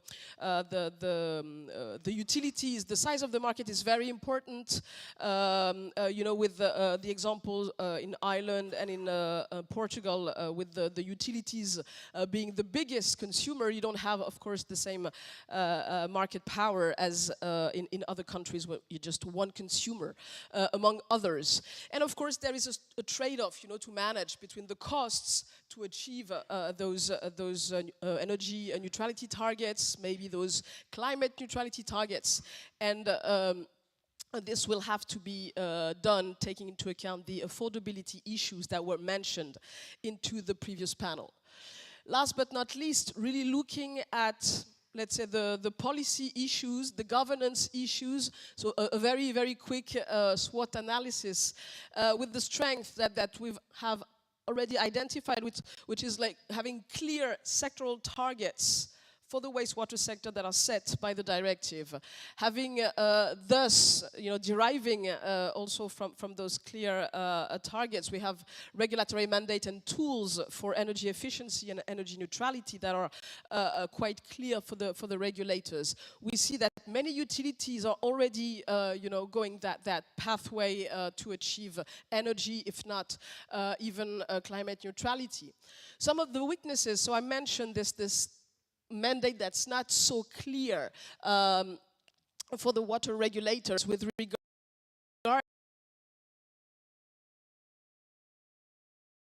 about climate neutrality, because it's at EU level for sure, but it's more general targets that have been set through the Green Deal and so on. And also we've seen that the wastewater sector is not always included into, with specific targets, I mean, in those national energy and climate plans. So that can obviously be also a weakness. The opportunities, well, it's time then, you know, we have the opportunity to adjust, to redefine, to better coordinate the roles between the regulators and the policymakers, especially with regard to climate neutrality. You know, if there is a sort of a void or unknown, let's say, share and sharing of the roles, well then this is the perfect time to redefine and coordinate these roles. There's also an opportunity to strengthen the policy coherence on climate neutrality between the levels of governance that I have mentioned with the example of Denmark, you know, that quite well succeeded in keeping that policy coherence across the different levels of governance for the wastewater sector from national to utility level. And in terms of threats, well, as we all know, a multi-level and fragmented sector in the wastewater area can hamper the uptake of climate neutral targets, especially between the national level and the utility level. And there is obviously always a difficulty and complexity to align cross-sectoral policies because wastewater happens to be more and more transversal. And there's a risk of voids, if not conflicts, between national and policies and very local policies. And I'll stop there. Thank you very much. Thank you very much, Maria, and I think I must on your nerves of steel there in the middle of a slide disaster. So now we might invite the panelists up for this session. We have Michel Sponard, who is the Deputy Head of the Clean Water Services Unit at DG Environment at the European Commission. We have Hans Goossens, who is the President of Water Europe and the Director General of the Water Group. We have Libomir Filipov, who is the Vice President of the International Association of Waterworks in the Danube. And we have Fabio Pulizzi, who is the Chief Editor of Nature magazine, the Water Edition. And you're all very welcome this morning. So, I thank Maria for a very interesting presentation, and I think I found that graphic particularly interesting because it sets out the steps that we have to take, and I think you've given us a very useful hook with the line that energy efficiency is a pathway to energy or to climate neutrality, and I suppose climate neutrality is a big and imposing objective, and we have to take it in steps, and we have to look at what we can do along that path. So, thinking about that challenge, I might start with you, Michelle. And I suppose there's a conflicting challenge for us here, in that the new regulations require more intensive treatment of wastewater product, looking at micropollutants. This is much more intensive energy-intensive processes. So on the one hand, we're looking at increasing energy consumption. On the other hand, we have these targets and challenges around reducing energy consumption. So I suppose it would be useful to get your view on I suppose what's the Commission's vision for how we manage those conflicting challenges, bearing in mind, I suppose, the huge differences in governance and regulation across the region. And I suppose just even thinking about Maria's presentation there, and issues around coherence and policy coherence across that. So it's a very long question for you there, but you could kick us off. Thank you. Well, thank you, and good morning to everybody. You know, when we draft this legislation, we were completely conscious that indeed, you know, there might be an increase of energy demand, particularly for the quaternary treatment and for the treatment of micropollutants. That's absolutely clear. And that's another good reason to move in that direction, and to be sure that we are making the efforts in the sector to reach energy neutrality, which was our initial proposal. But now you say this proposal is discussed in the Parliament and the Council, and they have the last word. And, you know, from the last position in the Council and the Parliament, you know, they are less ambitious than the initial proposal of the Commission. And I can only cry and regret that, you know, because I think that it's a missed opportunity. And I think that, you know, particularly because indeed we are demanding more for in terms of treatment, it's an absolutely necessity to move towards energy neutrality and to move really rapidly towards this objective. I really realize, and we realize that it's a challenge for several countries and for several regions, but at the same time, you have shown that it's possible at national level, it's possible in, you know, for local authorities, and not only in the Netherlands or Denmark, but also in Bulgaria, in some other countries, you know. So it's not a question of, you know, it's a question of governance and a question of mentality. I think that so far, you know, the wastewater sector was really focused on the quality of the wastewater to be treated, and that's perfectly fair, and that it's perfectly understandable. But we think that with this reform of the legislation, we have to invest in the next 20 to 30 years. This legislation was reviewed or was put in place in 1991, so we will not have several occasions to review it. So it's really fundamental to put it in the future, and the future is climate change, is energy. And so for us, it's fundamental to give this signal to the market, also to the market of provider of technology for wastewater treatment, that it's not only about performing in terms of wastewater treatment, which is fundamental, well, that's the first objective, but it's also doing that by reducing the emission of climate emissions, but also by using the less energy possible, and when possible, by producing energy. Last mini comment, we think that protecting the sector from energy market change, you know, it's really fundamental also. That will help to have stabilized price for water treatment, but also to ensure that the operator have a sustainable way of treating their wastewater, for the benefit of the public and for the benefit of the operator, but behind them it's the general public. So I'm more than ever, you know, convinced that, you know, this target in this legislation is important. It was severally mentioned, and you mentioned also that there are other frameworks on energy efficiency, but also climate change. But I don't see any contradiction with that. On the contrary, it's really synergetic. The problem is that those regulating or those making national plans for climate or for energy are often forgetting this sector. And this sector is fundamental, it's important, it's a sector which is private and public, which has also a role in terms of model for the others. So more than ever, I'm convinced that what we proposed was the right thing to do. Thank you. Thank you. And so taking that, that future-looking thinking in mind in terms of how we treat wastewater, I might ask Hans, I suppose, in terms of achieving energy neutrality, I guess, what do you think is possible there in terms of using renewables, solar, wind? In your experience, I suppose, what is possible, and how might we develop that? Yeah, Indeed, an important remark was made, let's say that all the challenges that the water and wastewater sector has a tendency rather to increase the energy demand for all the purification steps rather than reduce the demand. But that should not distract us from the fact that there is still a lot we can do. We can improve on the operations. Saving water is saving energy. A better grid and a smarter grid distribution, reducing losses, but also a better pressure regulation of the grid that helps in bringing down the specific energy consumption. But the absolute consumption might still increase because of the additional steps which are needed. Now there, let's say at the Water Group, at our company, we have defined energy neutrality as the, let's say, the remaining energy need will be covered by own production, not by purchasing what we do today or in the past, by purchasing energy with a certificate with a guarantee of origin, but really making sure that renewable energy is produced on our premises.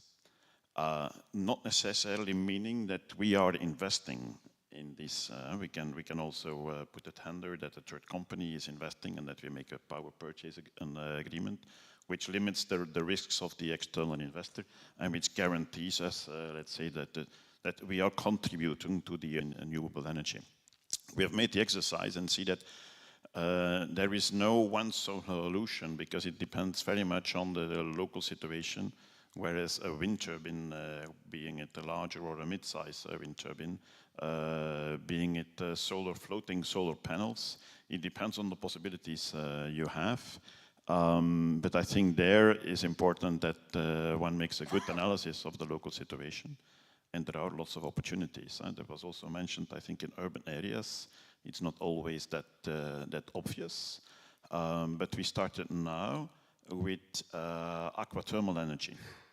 Aquathermal energy, which in an urban area could be a good solution, which in some countries they have some longer tradition, but take for instance Belgium, we do not have, and we're looking both in, let's say, thermal energy from drinking water as well as thermal energy from wastewater.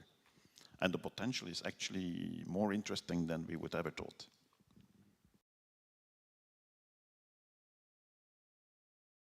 To produce on our own premises. I suppose innovation and what else can we do in that space? So I suppose I might maybe move to Fabio. I mean, in terms of I suppose potential innovations in the sector, I suppose what's maybe your thoughts on that?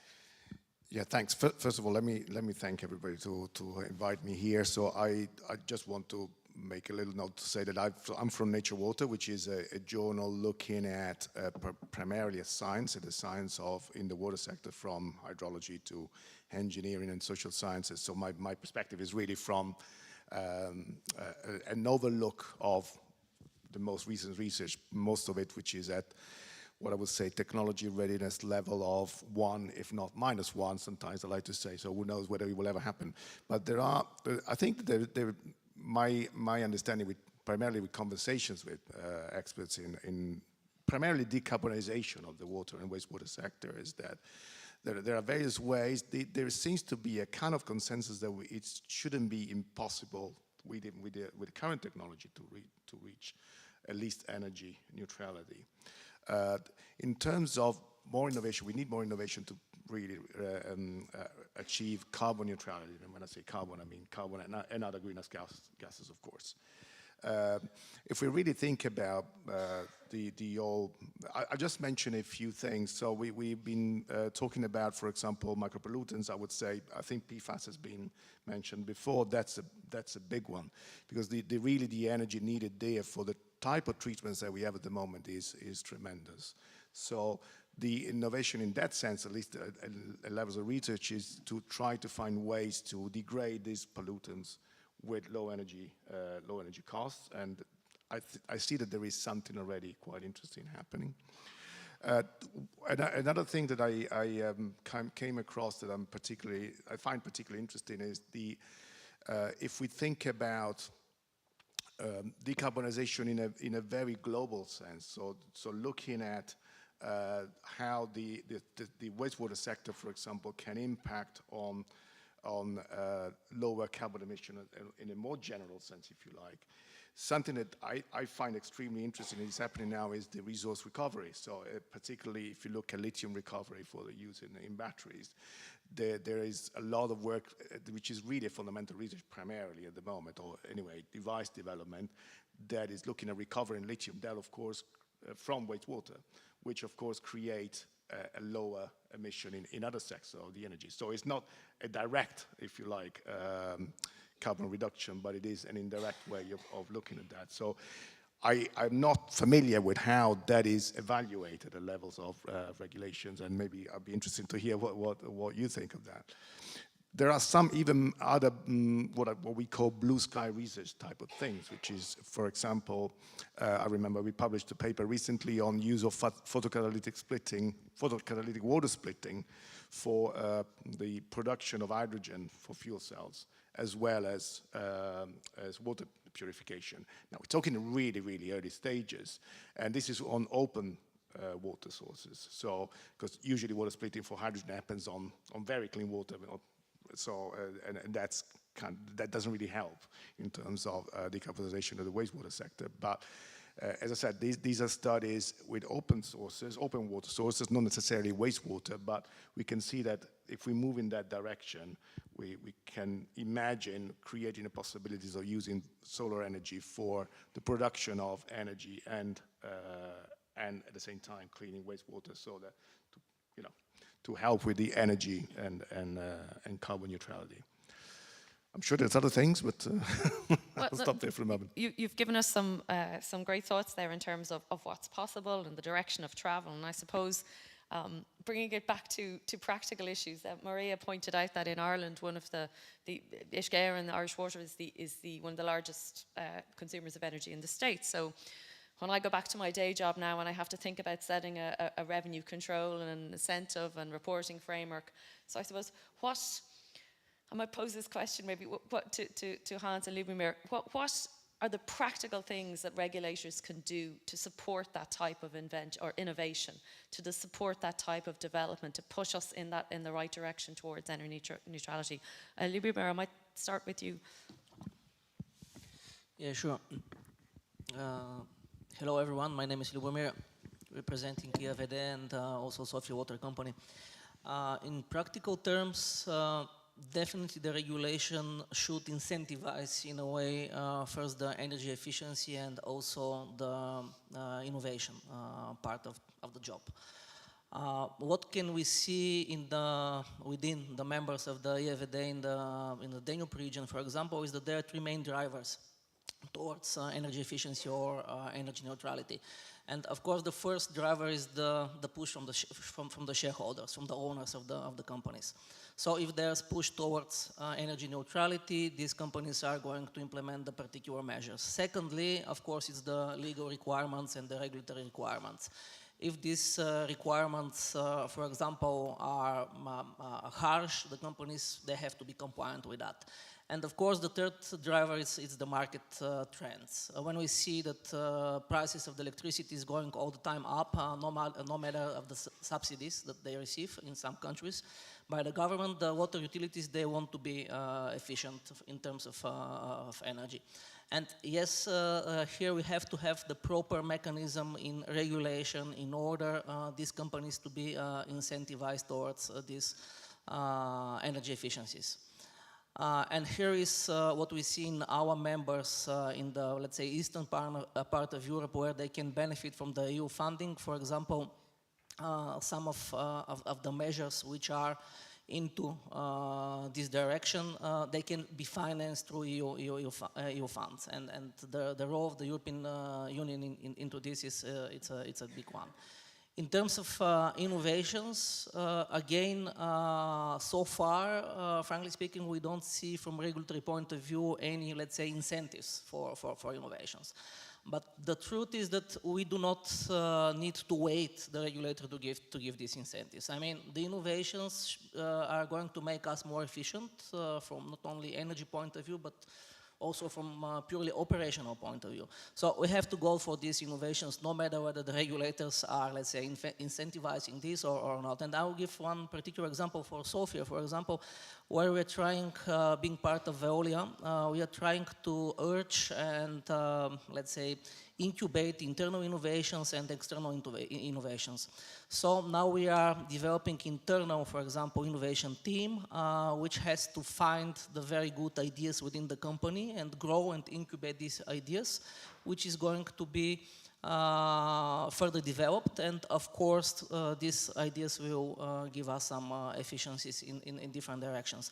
And of course, cooperation with the external world, with the startup ecosystem is something which is very, very good and interesting. And we launched 2 years ago such a program. And if there is time, I can say a few more words about this and how we cooperate with the startup companies.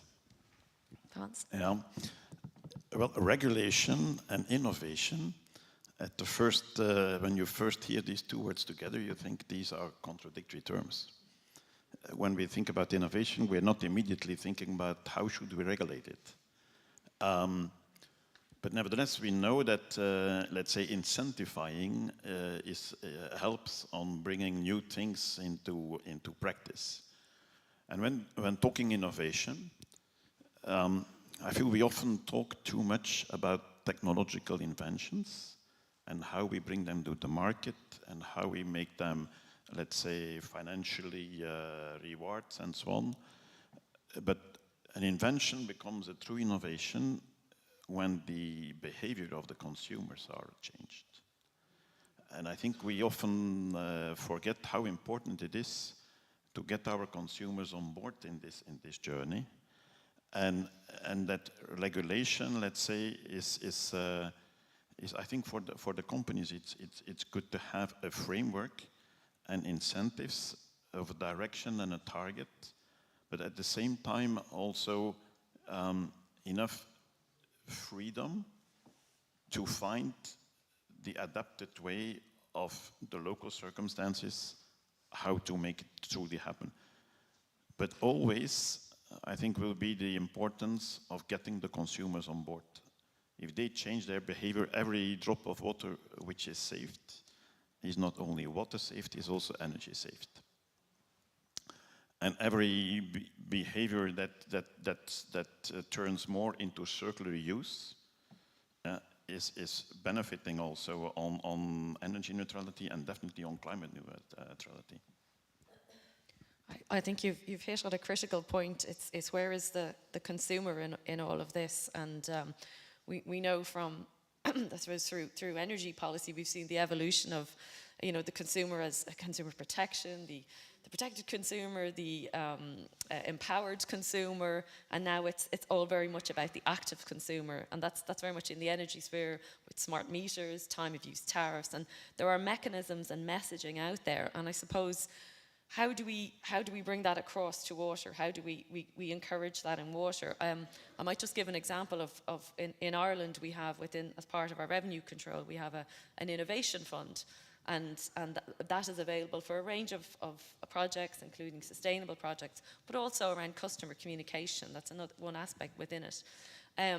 So I'd like to maybe ask Fabio, have you any thoughts in terms of how we might bring in the consumer? Are there any learnings in terms of behavioral examples that we could draw on? I'm not sure I can say that. Let me just say that actually I entirely agree with Hans. I was talking about technology, but you're absolutely right.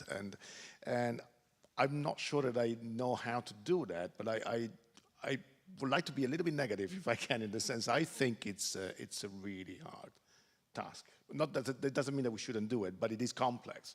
It is complex because it depends very much on the location of where the consumers are based, on the culture, and even income, to be fair.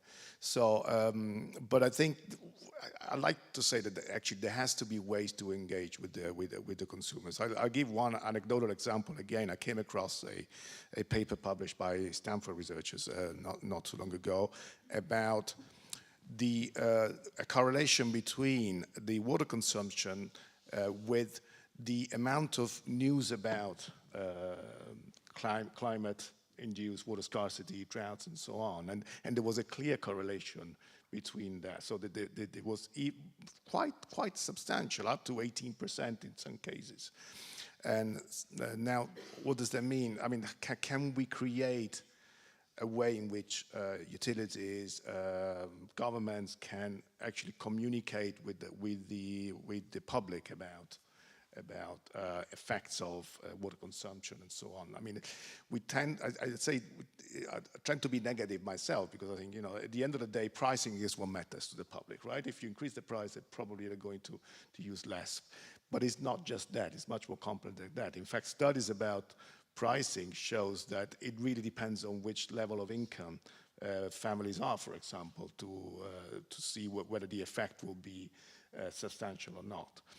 So I'm not saying I've given you a direct answer. I definitely haven't given you a direct answer. I think it's essential to involve the public. How we do that, I don't know, but there has to be ways, and not a single way. There has to be educational tools as well. So one other, again, I'll mention another anecdotal example. A few years ago, National Geographic made a tool to calculate the water footprint of consumers, and in which, you know, consumers could just, or the public could just put in how much they use water for, you know, general water usage, but also how they use energy and other goods, and to calculate what the water footprint would be. Now, that is in general about water usage. But I see things like that can increase awareness and can increase public engagement in general. Okay, on that point you said about there was a correlation between the amount of information customers have and their reaction to it. So, Michelle, I might come to you. I know in the Drinking Water Directive there are additional requirements to provide more information to consumers about consumption. And I suppose, just maybe what are your thoughts in terms of how do we motivate consumers in terms of driving energy efficiency in the bid towards climate neutrality? To be really honest, I think the consumer is first interested by his meter, you know, and the consumption and the price he has to pay, you know. So probably, you know, if the companies and the operators are making these efforts to reduce their energy consumption and to become progressively energy neutral where feasible, you know, I think that it will be seen in the price to pay for the water treatment and for the water, you know, for the water at the end. So I think that's the first thing. The second thing is indeed transparency, and to make sure that the operators are giving the information to the consumer. And that's what we have tried to do in the drinking water, you know, but also in the revised urban wastewater treatment directive, because the price of the water is sanitation and drinking water. So we think that this transparency is another, you know, another incentive for the consumer to put some pressure on their operator. But honestly, I think it's really first a sensitization of the operator themselves on the potential. You know, it's you know, often unknown, this potential, and I think that probably by fixing a target at European level of energy neutrality, that will drive innovation, that will drive, you know, also local solution. This target will be at national level, so it's not for each operator, because indeed the solution might be very different from one to another, and probably some operator will never manage to get, you know, energy neutrality, so others can do more than that. So that's why we have proposed this national target. So now we have to see in the co-decision what will be the fate of this target. Probably it will be reduced, but still the signal will be there. So on that side, I'm relatively optimistic. So to answer to you, I think the consumers have a role, but probably they are more interested in the price they are paying for water. It's probably the operator and the national authorities which can be really, and with the support of European funds also, and with a target made at European level, that could, I think, make a difference. Okay, Hans, do you want to come in there? Yeah, just one comment on further on that is, okay, the consumer might be very much concerned about the price, but I think we all have a task to make the consumer more aware about the value of water. Not about the price or the cost, but the value of water. And then price becomes second. And I think that needs communication, but that also needs demonstration.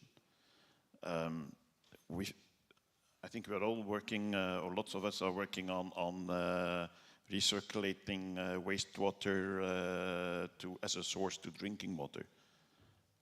The acceptance with the population is not always given, but demonstration projects, even living labs, can help on getting the consumers, let's say, seeing and believing that this is a safe source, that the treatment is sophisticated, that there are different levels, barriers to ensure that the quality and the health of the water is always guaranteed, and that in the end they perceive the true value of water as something really precious.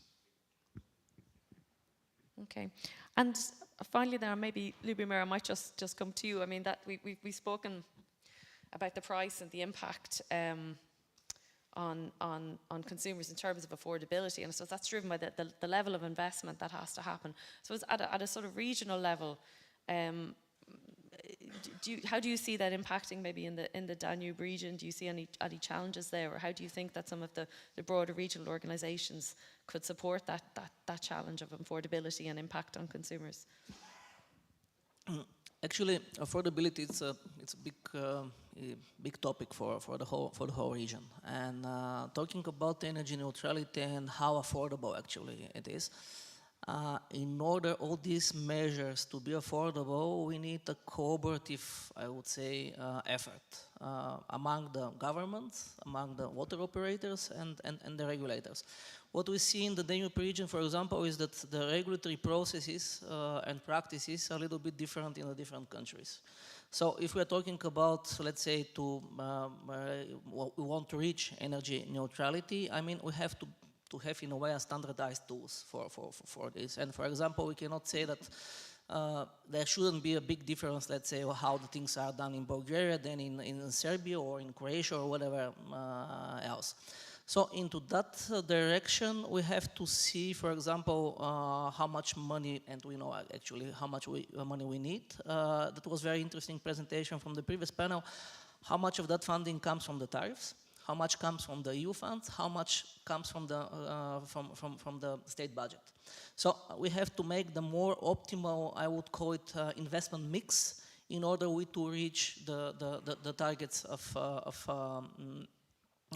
the EU. And then we can say whether this is affordable or not, or if we see that we reach the levels of the affordability, then okay, obviously the price has its limits. Then we have to put more, let's say, national money, or we have to develop dedicated programs financed with the European Union for this. So it's a matter of, let's say, a sectoral and analysis and policy analysis. It's not only up to the regulator or up to the water operator. It has to be on a higher scale. Michel, would you like to comment on that point?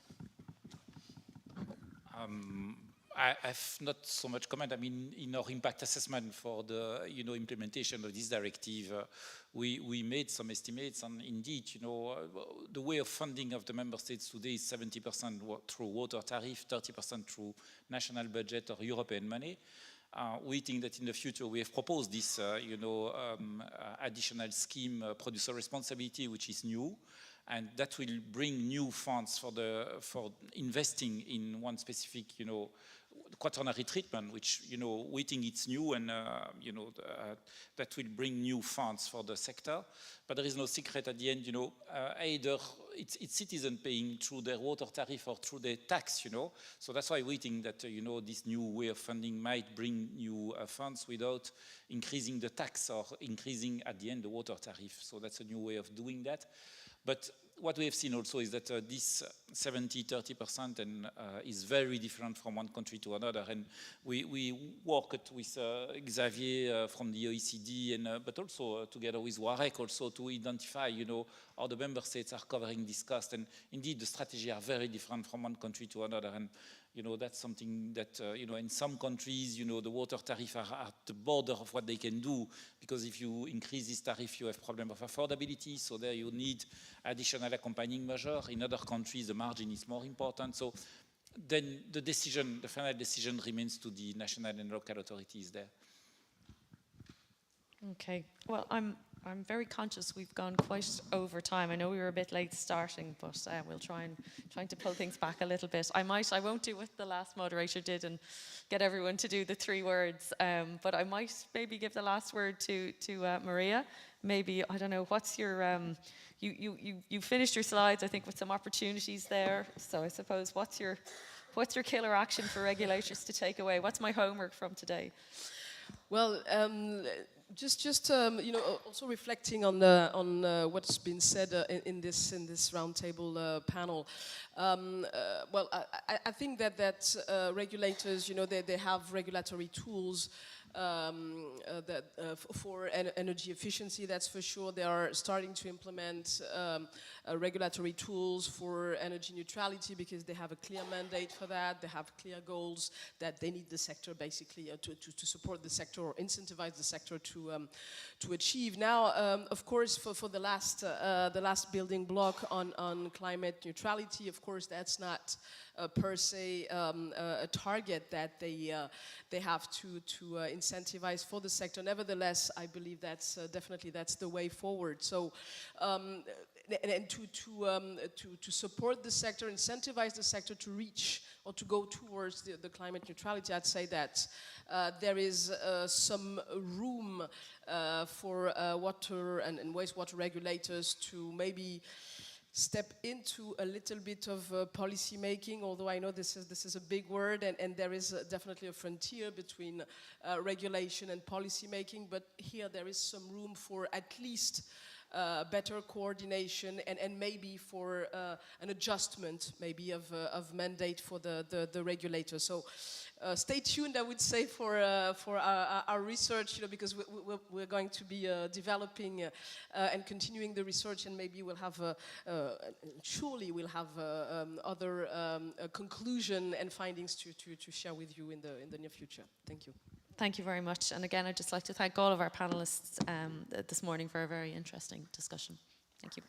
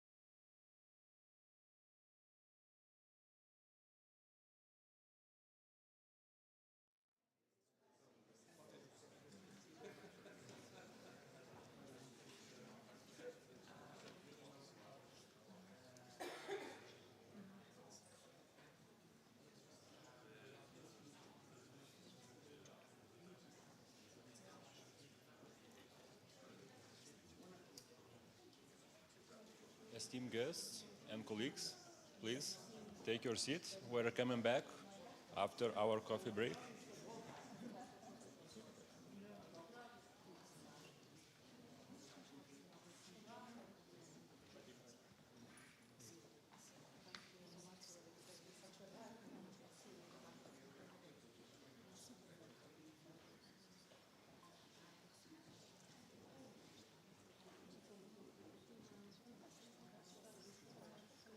It is very nice that you came back after a coffee break, so nice to see you here.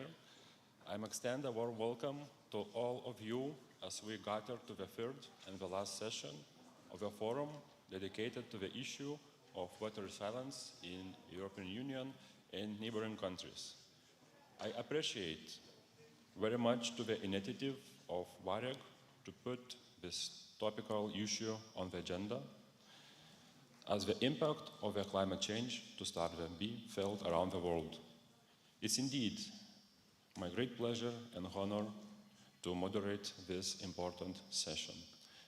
My name is Donatas Jasas. I am board member and deputy chair of the Lithuanian Energy and Water Regulatory Authority and in charge of the regulatory policy on water sector. Before we dive into the essence of our panel, I would like once again to reiterate that the collective efforts are needed, that our water management systems are robust enough to respond to the challenges that climate change is already causing. So, let me first introduce the keynote speaker and welcome all of you. Mr. Ivailo Kasiewicz, who will act as a key presenter, is the director of the Energy Water Regulatory Commission of Bulgaria and vice president of WAREG. Mr. Ivailo Kasiewicz has a 20 years experience in water sector, is responsible for preparation and execution of all the aspects of national regulation of quality and prices of water and sanitation services.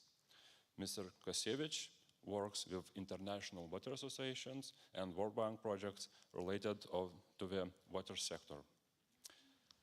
Today, Mr. Kasiewicz will introduce the recent pieces of WAREG work on how different jurisdictions use different key performance indicators and will link his conclusions with the topic of the session. Mr. Kasiewicz, the floor is yours.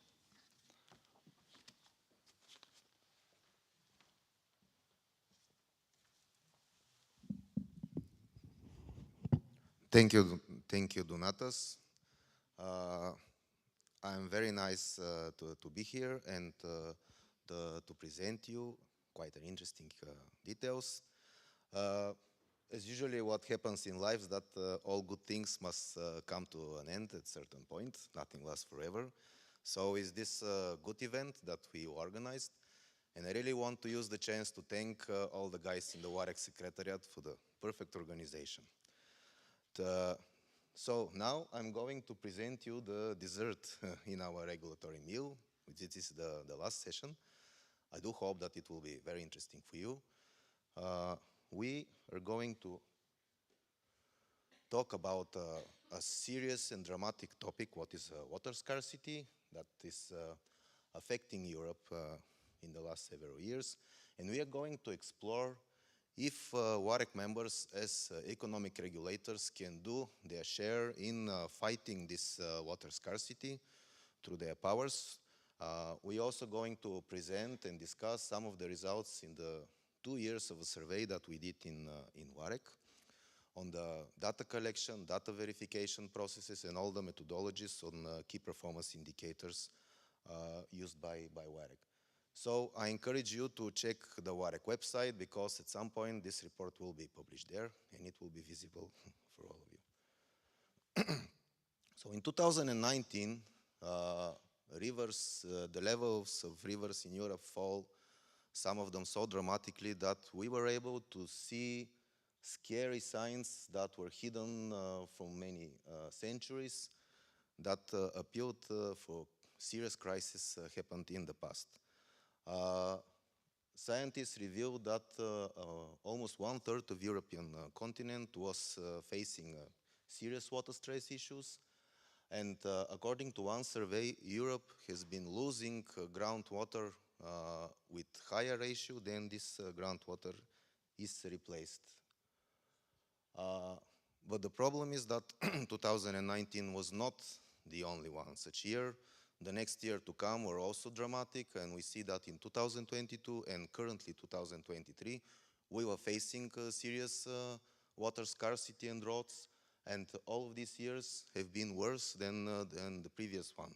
And only the northern part of the continent has not been exposed to such issue. So the fact that we lose groundwater is a serious problem, at least for the water sector, because according to the statistics, almost 90% of the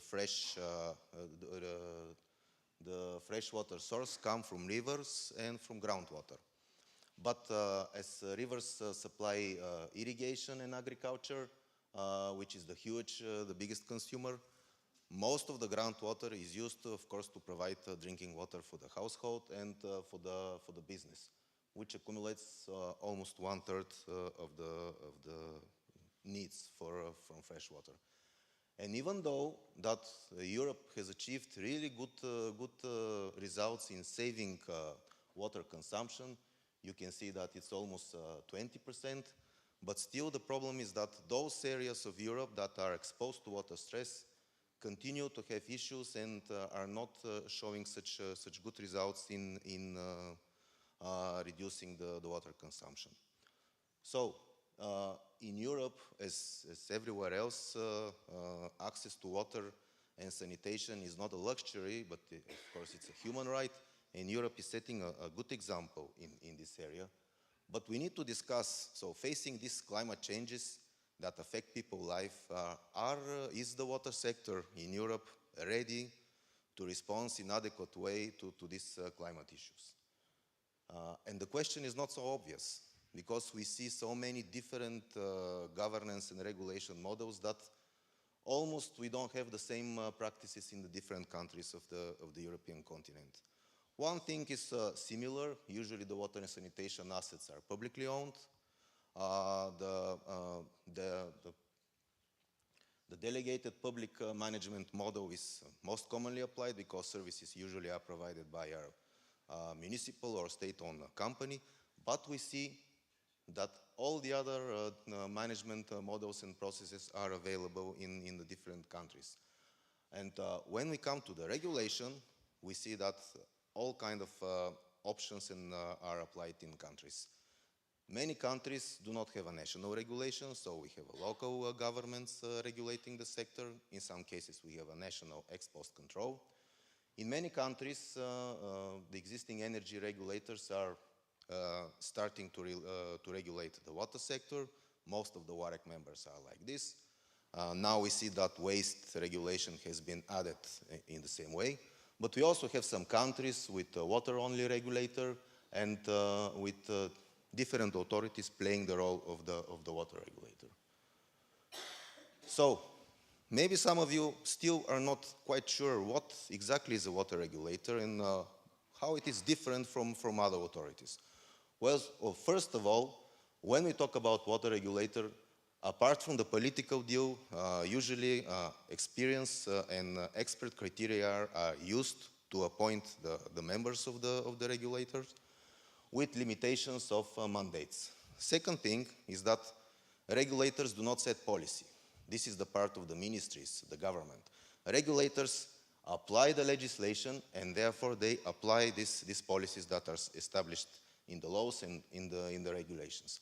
How do we do that as a regulator? Well, we collect information, we collect data, we analyze the data, we evaluate the efficiency of the service providers, we evaluate the quality of the service, we set up tariffs. How we do that? Well, we issue decisions which are usually administrative acts and they can be appealed in court, which means that we as a regulator need to be very strict with the rules, with the legislations, and with the transparency and publicity of information. But as you see from the slide, when we talk about the powers of the regulators, they vary from country to country. Now, one of the most important aspects of water regulation is how to assess and to analyze the efficiency of the service provider and the quality of the service. How do we, as the regulators, do that? Well, we use information, we use metrics, we use indicators in order to assess the performance of one company against similar other companies in the same industry. What is more important is that we do it over the years, so we can see the trends. How is the company performing over the years? Do we see a regress or we see a progress? And we, as a regulator, should provide all the regulatory framework and stimulus in order to optimize the performance of the companies. Unfortunately, we have so many different benchmarking systems in Europe, in the water sector, that it's very, very difficult to benchmark and to compare information on national and international level. The problems of benchmarking in the water sector, they start inside each country. What we see in the water sector is that usually the sector is fragmented. We have a lot of companies with different capacities, with different opportunities to work in competent way.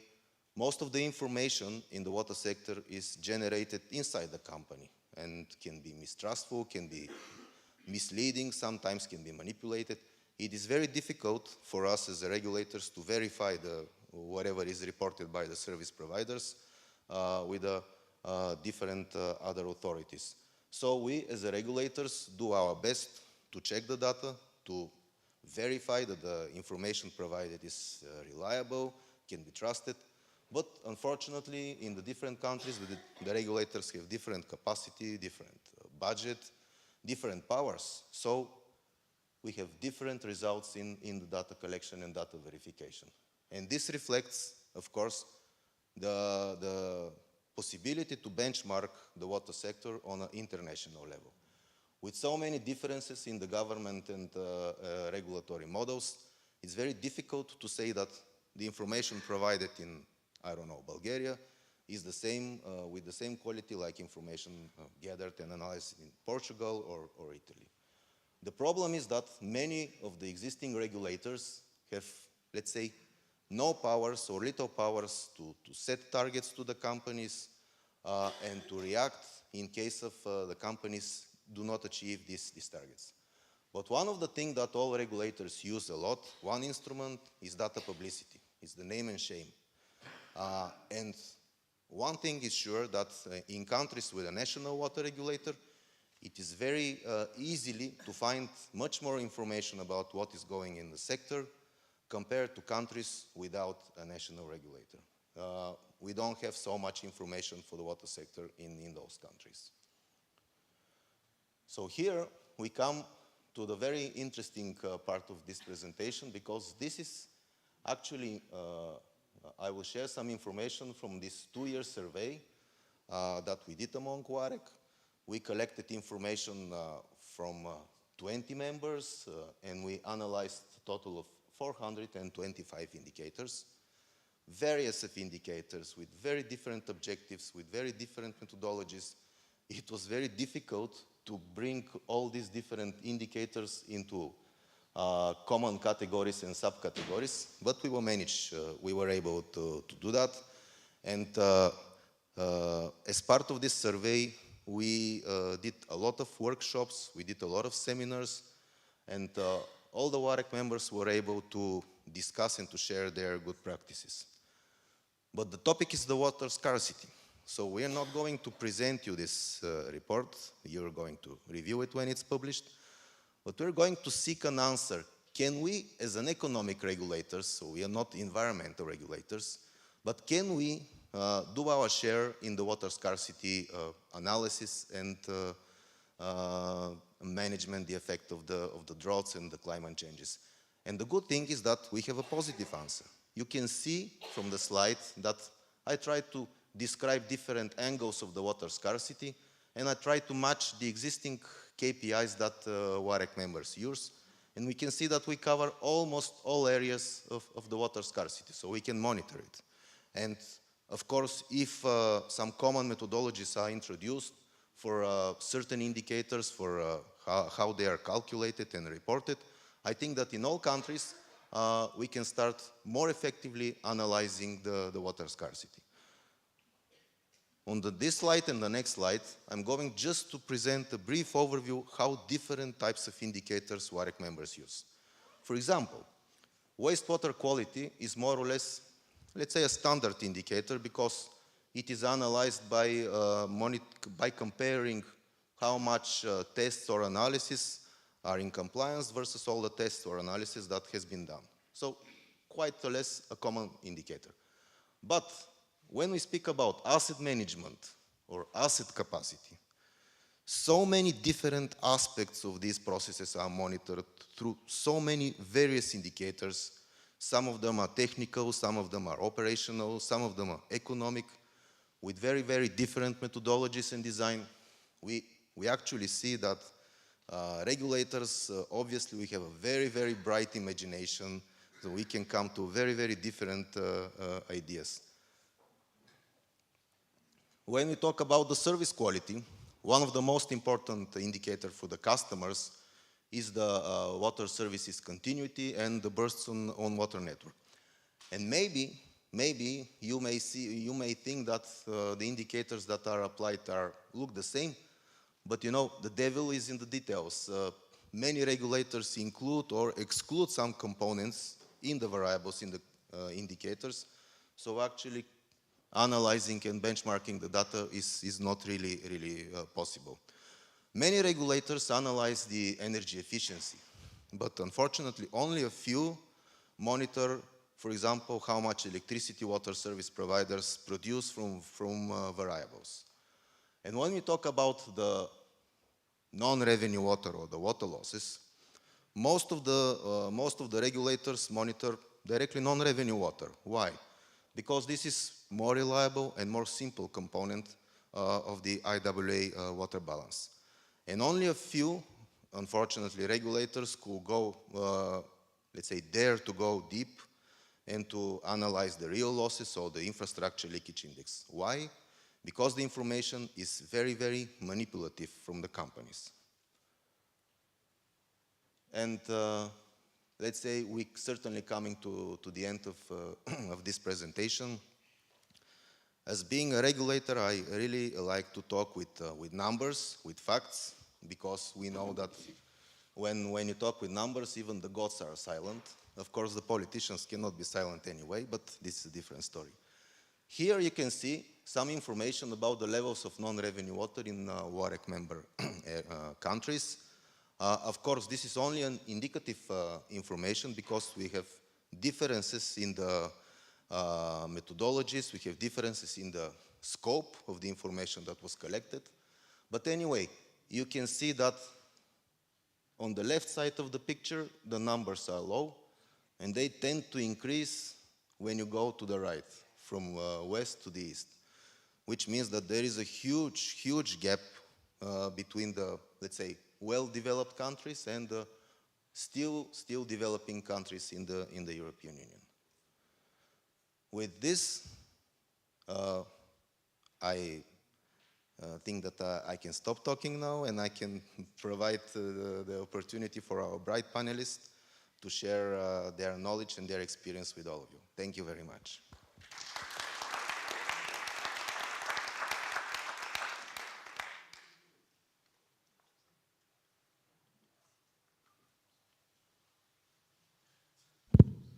Thank you, Vailo.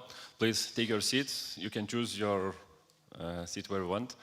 And thank you for your presentation. And I have some takeaways from this presentation. So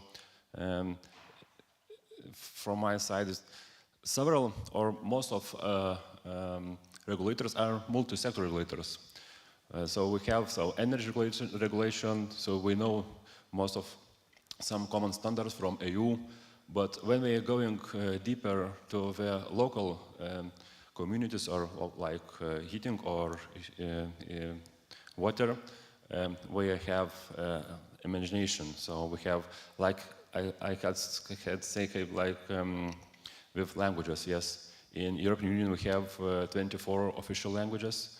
If we add not official 60, if we put a dialect, it will be I don't know how many, but more than 100 or maybe 2.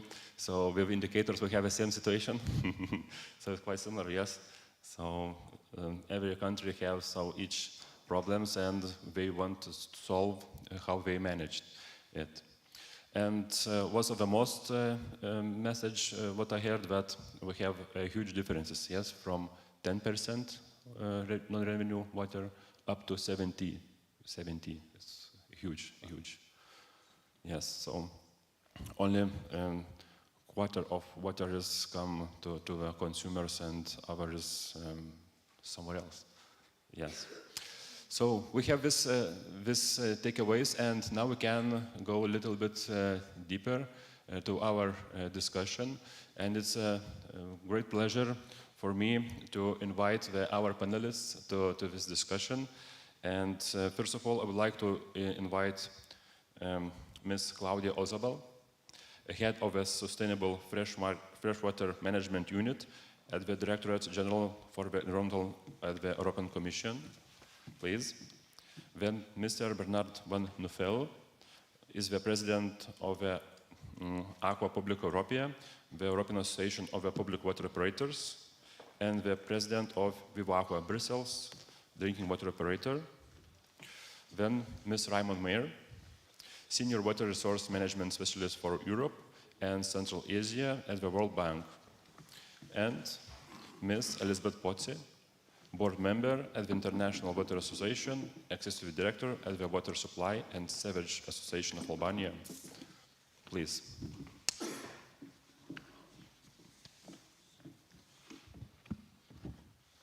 So I would like to step a little bit back and start our discussion from a general view.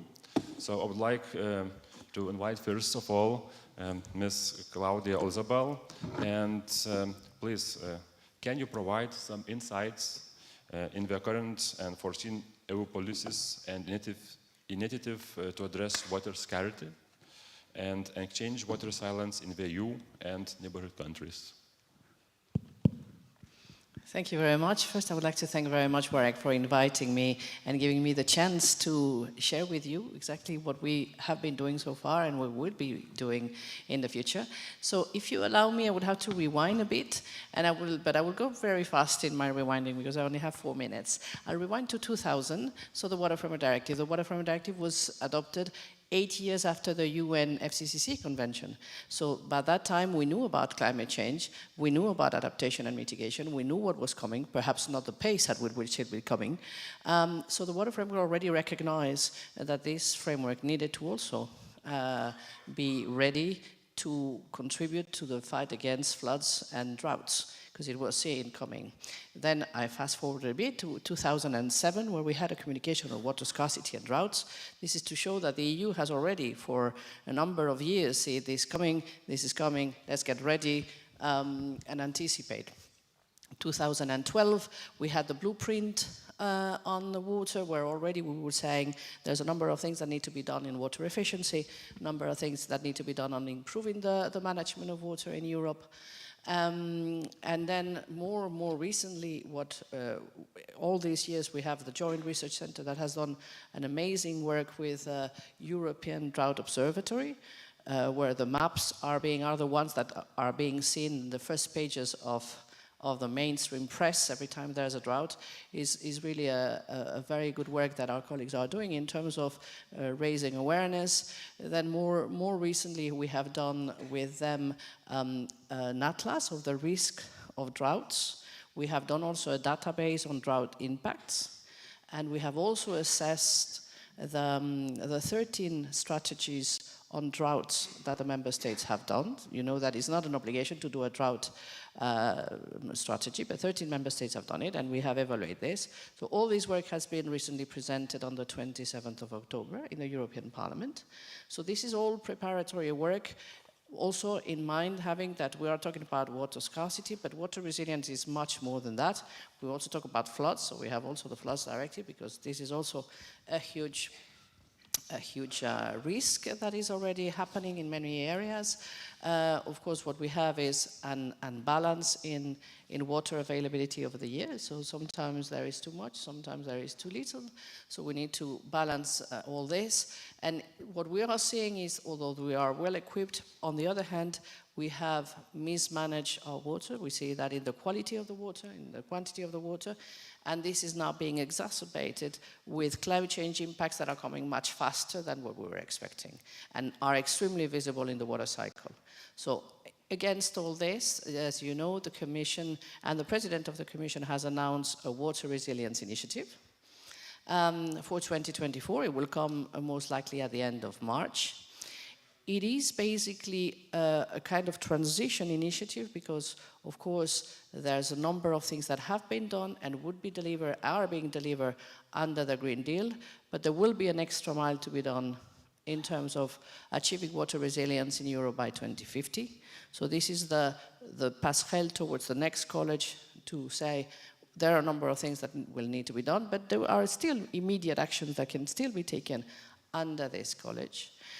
Accompanying this, and I think it would be important for you since I'm sure you do a lot of communication campaigns, there will be a very big communication campaign, corporate communication campaign, so a commission with the representation and delegations on raising awareness, as I was saying in the previous session, on having people realize the importance, but also the value of water, which is very important.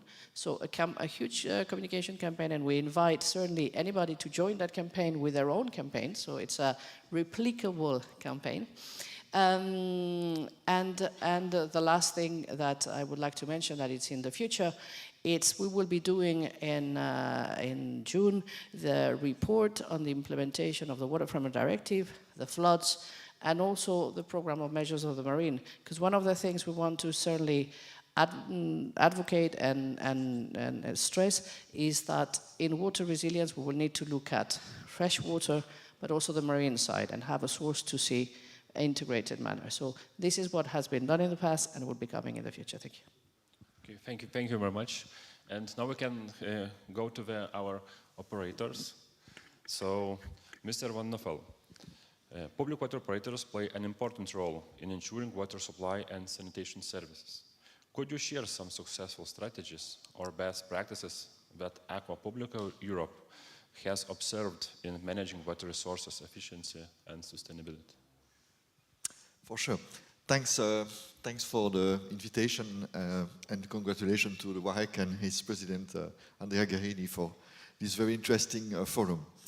So with Aqua Publica, we have just released this week a publication that collects a series of best practices on how the members of Aqua Publica Europea are working to increase resilience towards drought and water scarcity in a context of accelerating climate change.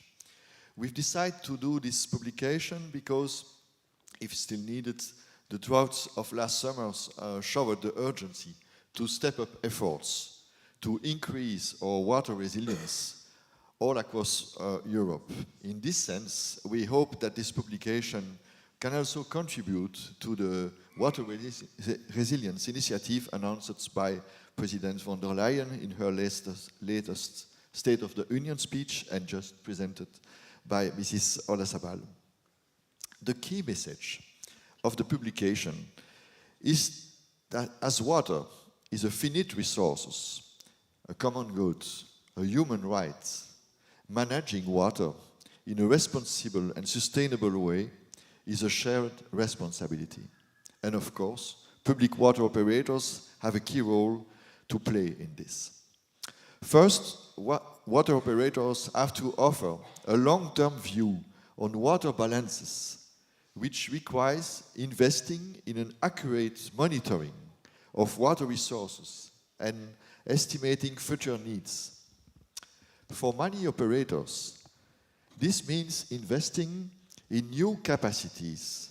That's what we've done, for example, in Vivaqua, the water operator of Brussels, I'm the president of, when we have hired new people with specific skills to work on that, and in particular, to prepare our water quantity plan for the next 30 years. Based on this knowledge, water operators have then to prepare plans to prevent and mitigate water scarcity risks. There is a wide range of measures that can be implemented, and you can find a series of examples in this publication I told you about. To mention just a few of them, you spoke about these communication campaigns to raise users' awareness, including industrial users, about the need to save water. As Hans Goossens said this morning, we have to make the consumer aware of the value of water, not only the price of it. Investments to reduce leakage and to increase interconnections between networks, and we have seen on the screen the big difference between the countries. Identification of alternative backup sources in case of sudden pollution, for instance. Investments in water reuse in agriculture, but not only. And of course, nature-based solutions that have other benefits, such as flood prevention, biodiversity protection, etc. But water operators cannot do this everything alone.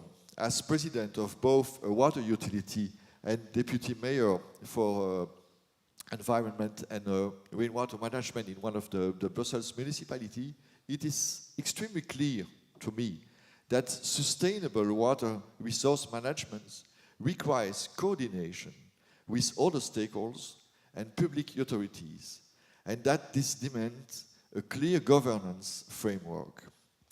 Finally, we also obviously need a clear policy framework at national and European level for water resource protection. It is important that all new policies are assessed against their impact on water resources, similarly to what we have started doing for carbon emissions. Thank you very much for your insights and from operator side. And I would like to go now to our guest from World Bank, Mr. Mayer. World Bank has initiated one of the largest benchmarking platforms in the water sector, IBNET.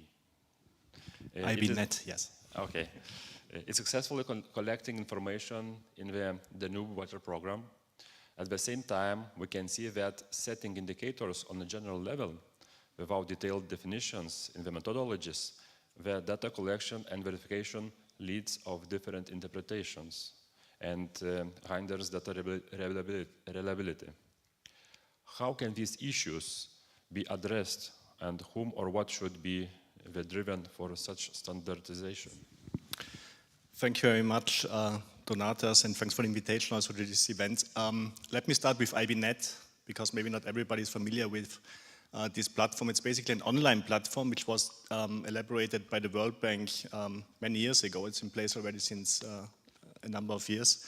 It stands for International Benchmarking Network for Water and Sanitation Utilities. So it's basically an online platform where utilities can provide data, can share data, and can benchmark themselves also their performance vis-a-vis their peers, so other utilities. So it's really a tool basically for capacity building of utilities. It's a global platform which is in place since quite some time, quite some years. And most recently, the World Bank invested in so-called new IBNet, to further develop this platform. In February this year, we had World Bank Water Week in Washington, D.C., where the beta version was launched. And the relaunch was then in March 2023 at the UN Water Conference in New York City. And it's currently being developed into a global, really further developed into a global independent platform and information system. And also, and that's an important point, in addition, a partnership also, really a global partnership also for sharing data on utility performance and practices also, and management practices. So it's about sharing data. It's about using this data also for analytics and also for benchmarking, and that's a very important component to really strengthen capacities also of utilities and the water sector more broadly, including also regulatory authorities actually. Who is more interested in this, tomorrow at 12 o'clock Brussels time actually, there will be an online webinar on the new IBNet also. And I think you can easily find information via Google on the IBNet website or Voice of the Danube. It's free of charge, and everybody who is interested would be more than welcome to join this online webinar. Now, when we talk about data quality, I think we have to talk about also building capacities, what I think is a really important topic. In the past, quite typically for collecting data from utilities, this was part of investment operations which World Bank supported, and part of it was to provide also the data to IBNet and to these online platforms. Now we work more towards creating partnerships and strengthen capacities also beyond such project periods. Because one of the key questions is, why should a utility provide data, for instance, to IBNet? I mean, for regulatory purposes, it's more straightforward, I would say, because there may be legal requirements or certainly legal requirements connected to it. But the key point is for us working with utilities in particular also is, they need to see an added value also to provide this data. And here one example I would like to mention is the utility benchmarking program, which we have launched a couple of years ago in the Danube region in the frame of the Danube Water Program, the Danube Learning Partnership. And that's a cooperation between the World Bank and the regional water utility association IWD in partnership with the national water utility associations. So in this framework, it's really about capacity building regionally. Training programs are elaborated, which are rolled out by national water utility associations. And here we used standardized definitions from IWA, for instance, from the International Water Associations or from the previous IBNet as well. And here, I think we managed really successfully in partnership with associations to establish a vivid knowledge hub, I would say, where utilities really can work together, can share information, because finally, data is fuel for management, and it's in the interest of utilities themselves to have a good understanding how utilities work, how they are performing, and to have really good data on the table also, which can then be shared also, of course, for regulatory purposes as well in the frame of the regulatory reporting requirements. So we see utilities as an important entry point. Some further examples, we also support regulators quite a lot. Just recently we finished a project in Croatia where we help with the definition of performance indicators. Montenegro also, I see their representatives here as well. We supported over years. In countries where we don't have regulators like Serbia, for instance, we work with national water utility association for peer data collection and benchmarking as well. So in a nutshell, we think data is really essential for management, for creating the policies for regulation. I think there's a further need to strengthen capacities, and I think we need to work closely in partnership with international organizations, with national organizations. And I think WAREG is a very good example also for this, for really bringing people together and exchange and really strengthen capacities in a regional scale as well. Thank you. Okay, thank you. So collaboration is the most important thing what we have. And now I would like to go to the Balkans, the representative Ms. Poci from Balkans. And I would like to a little bit go deeper in the Balkan situation. And maybe could you share, EU members have achieved significant improvements in drinking and wastewater quality and availability. However, many objectives are yet to be accomplished. Countries in the West Balkans that will potentially join the EU face many challenges in the water sector that need to be addressed. What is the role of national water associations in this process, and how can we support this transition? Thank you. Thank you for the question, and thank you to the organizers for having me in this forum. This is the second time. The first time was during COVID, so it's always better to be here present. We all miss these times. And I'm happy actually to share also the panel with another water association, the president of Aqua Publica Europea. The EU integration process is our driving force in our region in many areas, including the water sector.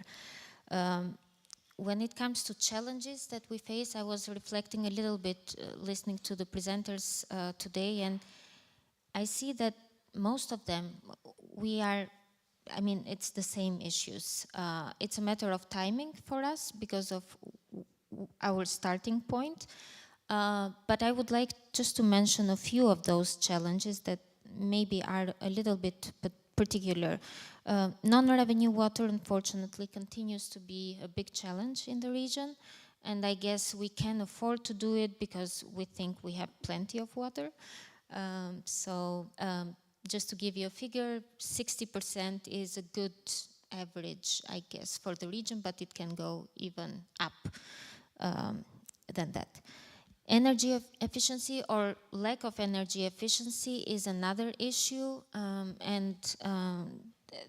coupled then with the increasing energy costs, you can imagine how big that becomes as a burden in water utilities. Cost recovery remains an issue, wastewater management as well, although we're making quite a big progress in catching up with building wastewater treatment plants and improving the quality of our rivers. So these are just a few of those issues. On the other side, of course, the governments are moving to improve the situation and to tackle all these issues. And I want to mention just in particular one of the reforms that I think it's quite interesting for the region. Speaking of Albania, just recently the government of Albania, more than a year ago, actually issued the utility aggregation reform, and that changed dramatically the configuration of our water utilities from 56 down to 15. And this has attracted quite a bit of attention in the region. Other countries are looking at that as an experience to replicate. Our region is also very well equipped, I would say, with water associations who have a key role to play in each of the specific countries. We represent water utilities mainly, so besides representing their interests, our core mission is around capacitating people who work in the sector so that they become better, they do a better job, and this is how we improve the services. We do this through different training capacity development programs. Raymond mentioned just a few of them, as well as other activities, opportunities to provide knowledge sharing and information sharing. But just before I move into giving an example of that, I want to reflect a little bit over the last decade that I've been around. I've been around for more than that, but I'm reflecting on that one. We noticed that there is an overall increase in awareness when it comes to capacity development. We heard it this morning in several sessions, skills. We need skills in this sector. We need them to do the day-to-day operations, let alone to catch up with the challenges and the new challenges that we're facing. So we see quite a bit of increased awareness among the stakeholders in our region when it comes to this need as one of the key ingredients for ensuring sustainable water services. And I'm happy to say that water associations have played a big part of this advocacy and speaking for this together with the other institutions. And as a result of that, actually, and with support from the different donors, IFIs, we have managed to develop programs that help us to address the capacity development needs of our water utilities. And I want to highlight in particular here the Danube Learning Partnership, which was developed by the Danube Water Program, co-implemented by World Bank and the International Association of Water Services companies in the Danube River catchment area. This is, as Raymond mentioned, it's a partnership between IAWD and the national water associations to bring high quality and relevant capacity development programs that respond to the needs of our water utilities. Raymond mentioned a utility benchmarking program. That's one of the programs I just want to highlight. There are 8 programs, but just a couple of those to mention. We have a program on energy efficiency, non-revenue water is another one, asset management, and water safety planning and crisis management are just a few of these programs. Each one of these programs have been developed at the regional level, but we have managed to translate them not just in language-wise, but to contextualize them to our local needs for the countries. So each association has access to these programs, and together with support from Danube Water Program, trainers at the national level have been trained so that they are ready to deliver this. We started in 2016 with DLEAP, and this is an ongoing program in our region. Okay, thank you. And I'd like to continue with you, Ms. Pozzi. So if you were to highlight one of these issues, who would it be? Okay, I mentioned some of the issues that we face, but hearing our water utilities and what we discuss, what we end up discussing in forums like this, and what dominates our discussion is wastewater management and sludge management. And that's not just for Albania. Again, I'm speaking for the region. That remains to be, or is, one of the key challenges that we face. And it's not just a matter of finding the financing and accessing investments for it. Probably that's the easiest way, the easiest thing, although you need money. But I would like to highlight 3 key challenges wrapped around it that are critical to make sure that whatever investments we put in, we know how to operate and maintain for the longer run. First, again, coming back to the skilled people, this is a particular, we know how to do water supply. Wastewater management is relatively new in our region, so we need more skills in this area. Finding these people is already hard because of overall workforce issues that we face in the region. We are particular in that regard. We have a migration of young people that is affecting many areas, but in the same way the water sector. And this is more global. We hear it not just in our region, but there is a lack of interest for young people to join the workforce in the water sector. So I can imagine we could do a lot better in that regard. Secondly, and just so important, there is a lack of proper asset management practices and programs by our water utilities. And we need to make sure that this expensive infrastructure goes for the longer run and we maintain it properly.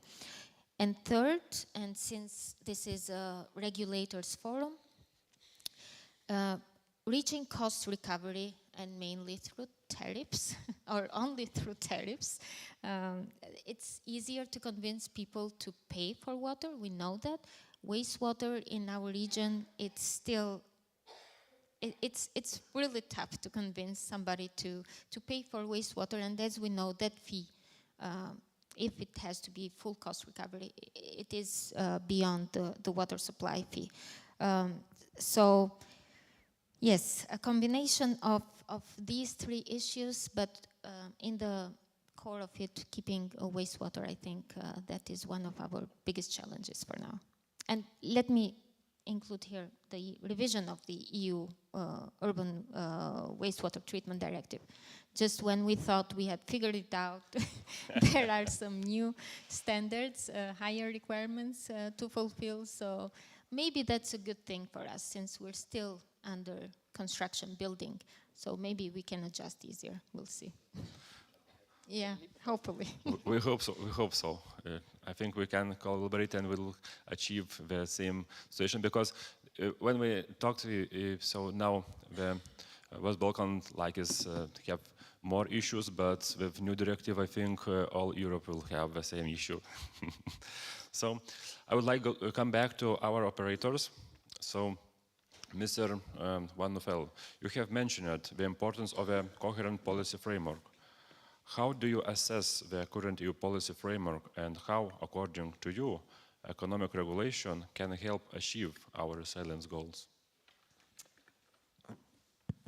First, let me say that the EU has already a very, very robust framework on water quality, which is a reference also beyond Europe. I think you will confirm, Mrs. Nasman.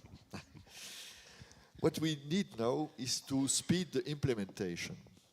We need particularly to improve the control on pollution at source. A polluted catchment means less water available. And here, given our internal markets, improving pollution prevention from pesticides to PFAS can only be done at EU level. In many countries, there is also the need to reduce fragmentation of governance, in particular at river basin level, as required by the Water Framework Directive. An integrated approach at river basin is essential, both to ensure long-term planning and to organize democratic decision-making process about water allocation regime, land use, investments, and in infrastructure, etc. Maybe the only thing that is really missing in the EU framework is the common rules or approaches on solidarity for water quantity across territories. It's a very sensitive topic, I think. Under which conditions solidarity should be ensured? Who decides on that? The new water resilience initiative announced by President von der Leyen will also be about governance. We hope this will be addressed, as it is essential to reduce the risk of conflict between territories and even member states. Regarding the role of regulators, they can certainly help improve efficiency and better target investments. In the area of climate change and resilience, regulators can help to develop economic instruments to reconcile equity and efficiency, in particular to finance interventions that have a clear public good objective, like nature-based solutions or incentives to promote sponge cities or water reuse in industry. More generally, climate adaptation will not only require investments, but also new economic models that cannot only build on cost recovery based on consumption. We are at the end of this model. We need to push for water savings while considering that the largest costs for water operators are fixed ones. The current models does not ensure financial sustainability, does not incentivize the right interventions, and is likely not completely fair. Regulators can help devise better approaches, as the Water Resilience Initiative will also be about financing. We hope some indication will also come from the European Commission on this. Okay, thank you for your insights. And I would like to go to upper, so we started from global, go to deeper to Balkans, and now we're coming back to global insights. And I would like to come back to Mr. Mayer. And the World Bank is involved in water resource management globally. From your perspective, what are some of the key challenges and opportunities for exchanging water resilience in both in the European Union and globally, especially in the face of climate change? Yeah, you can ask the question, why is a global institution like the World Bank, a development institution, working on water? And I think the answer is quite simple, because water is very central for socio-economic development and for the environment as well. However, when we look globally, we see that water is in crisis. We have either too much water, flooding, extreme events, or we have too little water, droughts, or we have too polluted water. Just some figures globally, we see that around 80% of the wastewater is still untreated, so discharged untreated, 80%, so really significant number. Around 2.3 billion are still lacking access to safe drinking water, 3.6 billion lack access to safe sanitation. We know that around 90% of the natural disasters are water related. And although floods make the headlines, as soon as there's floods, it's on the newspapers, droughts actually have 4 times greater economic impact than floods. So droughts is really a major issue, and more recently also in Europe, as we see. Now, these things don't become simpler with climate change, actually the country. These extremes are increasing. Everything is getting more vulnerable, more extreme. And water is like a key element here, in terms of adaptation also. when we look at Europe, Europe is a very interesting example for a global institution because it's a front runner in many instances. You know, there's the Green Deal also. The World Bank adopted then the Green, Resilient and Inclusive Development approach. So there's a lot of influence, I think, Europe also in the global discussion. However, also in Europe, not everything is perfectly in order yet, we see. I mean, we know that for some countries, not necessarily EU member states, but other countries, you have also, you know, wastewater treatment rates around or below 20%, you know, so rather low. We know that non-revenue water is in a number of countries around 50%, beyond that even 50, 60, 70% on average, national average. So a lot of water is lost. This is an issue really for climate resilience, you know, because when you have a prolonged drought and you lose more than half of the water in your supply network, you have a problem. And it's also not very energy efficient. So we also talk about, you know, energy consumption. We talk about greenhouse gas emission reduction. These are all topics which lead to the conclusion that we have to become obviously more efficient also. So the challenge is significant if we want to put it mildly, or it's massive, the global challenge, if we want to be very outspoken about it. So it's really in the world's interest to prioritize water. Now, what are the opportunities? I would rather ask the question, what are the needs, you know, to address these significant challenges? There's one very interesting point to note, that a large amount of these challenges is man-made, you know, so that's certainly the case. And just to cite the Water Resource Institute, which stated how we manage our waters can be as threatening as a flood or a drought. So that's on one hand the bad news, so it's man-made. On the other hand also the good news, because we can do something about it, so it's really in our hands. And so the question is, what are the entry points for action? And what we promote a lot are the 3 I's, the so-called 3 I's. It's information, institutions, and investments. Let me just briefly elaborate on this. On information, the World Bank is a knowledge bank. You know, we try to call the World Bank a knowledge bank because there's a lot of studies done, analytics. IBNet was one example which I mentioned earlier. We do a lot of water security diagnostics. We also currently cooperate closely actually with the European Commission. Claudia mentioned the work going on drought risk management. We have with the European Commission, Joint Research Center, DG Environment, a cooperation ongoing to complement these drought risk assessments for the non-EU countries in the Danube region, as an example. So we really try to be helpful to generate more knowledge in order to make better decisions also. We work on country climate and development reports. We just recently published such a report for Romania. We work on such a report, a regional one for the Western Balkans, because that's also an interesting point. We see in the climate change agenda, I mean, for us in the water bubble, it's clear climate change and water is closely linked. That's actually not always the case. When you talk with people who are not water experts, for them it's not so clear that water is directly linked with climate change adaptation to a large extent, but also mitigation. So we have a lot to do in terms of information, I think. In terms of institutions, we see that in many instances, water institutions are understaffed, they're underfinanced. Typically investment project in the past was financing a pipe, you know, and then it was recognized by the institutions around managing the pipes. So we need to build institutions, we need to strengthen institutions. In the meantime, typical World Bank project is much more integrated, you know, so-called water security projects, where we know the water has to come from somewhere, and we need to strengthen institutions, we need to ensure integrated water resource management, transboundary cooperation. So it's getting much more complex to respect also the complexity of the topic. So information, institutions, and the third point, investments. We see globally that the water sector is chronically undervalued and underfunded, so we need much more money to address these global challenges. In most countries, the price for water does not reflect its real value, so the tariffs are quite often too low. The water-related investment needs in infrastructure estimated 6.7 trillion until 2030, and more than 20 trillion globally until 2050, so huge investment needs, and we also know that the public sector alone can probably not do it. So we need also private investments, and the question is really how can we create an enabling environment. Just to flag that in September this year, the World Bank published a new publication, Scaling Up Finance for Water. It's basically a strategic framework and roadmap for action. It's publicly available online on the World Bank website for anybody who is interested.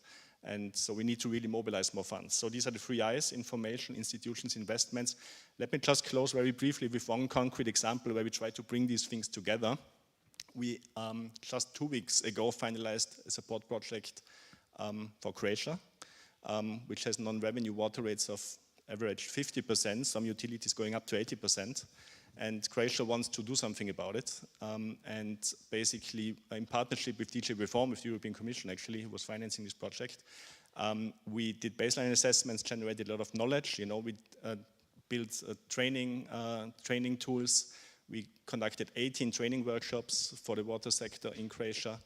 We developed a national action plan. We supported the government to develop a national action plan, and the investment need is 1.7 billion to reduce the losses from 50% down to approximate EU average numbers of 25%.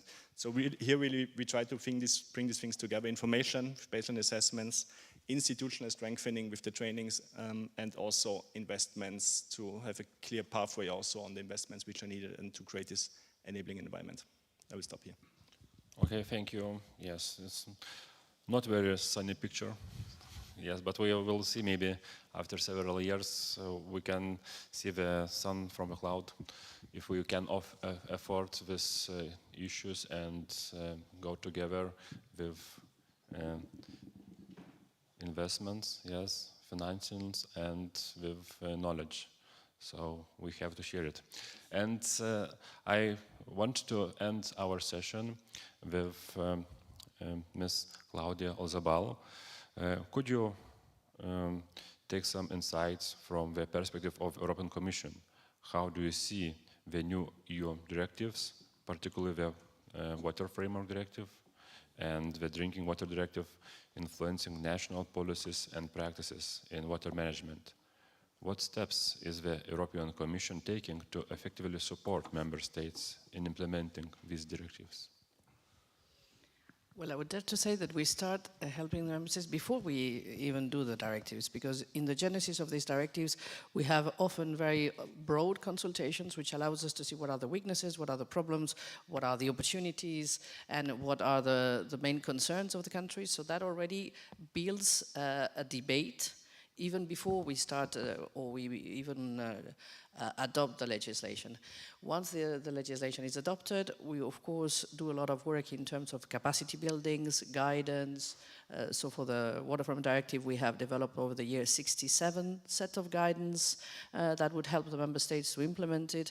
Not only the member states, because we're talking about member states, but in reality, those pieces of legislations are, as you well know, implemented by many, many people. So not only the member states. So really our guidance and our support goes to hundreds of actors at very different scales in terms of help. So there's a lot of capacity buildings, and what I would say is actually very similar to what has been said by the colleague of the World Bank. It's an enormous amount of capacity buildings. We are huge developers of data that would allow member states, but also other actors, to anticipate and to foresight situations. There's, of course, the issue of funding. We provide a lot of funds under the Common Agriculture Policy, under research and innovation, under regional funds. So these are the basic or the traditional EU funding. But we're also, as was said before, we need to tap also on private funding. So in that sense, all the things that we've been doing and will continue doing on sustainable financing, the taxonomy, in the taxonomy there are 12 activities which are related to water. So we want indeed that investors, when they want to invest in sustainability, they will know which are the main and water sectors and activities that will do a significant contribution. And there, this I think is very much guiding also the EIB and the World Banks in their activities in terms of loans that they can be done, the do not significant harm. So all this discussion that we are having with the big investors and the banks is extremely important. And last but not least, we also need to tap on, of course, the private sector, but the producers. So as Michelle had said, we are trying under the Urban Wastewater Treatment Directive to have this extended producer responsibility. So we also need the polluters to take their share of the problem, and we are very much working on a refit of the polluter pays principle.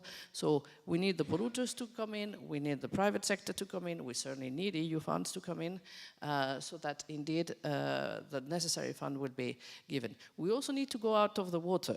In that sense, I very much agree with what has been said before.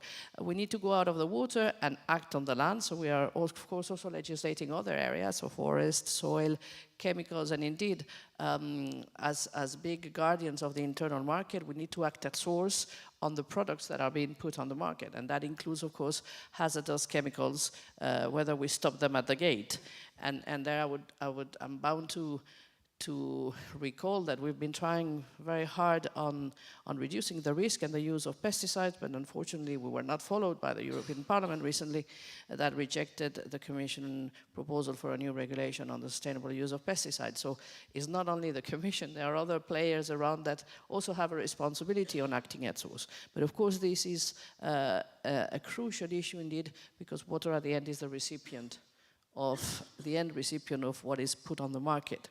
So we are acting on land, we are also acting at source, but we're also, and that I think also links to what has been said, we are also fostering a transboundary cooperation, or that's what certainly we are aiming at in terms of exchange of best practices, but also being able to be an ambassador when there are difficulties among some member states in terms of some situations that they may have, very carefully, because member states are very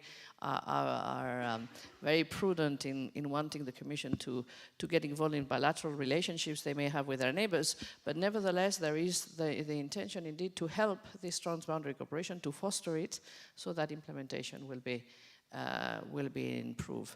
But I mean, this is a collective exercise by the Commission, by the co-legislators, but certainly not only by member states, it's with all the stakeholders. And in that sense, we count very much on stakeholders to identify with us what are the areas where a push from the Commission is needed for enhancing implementation.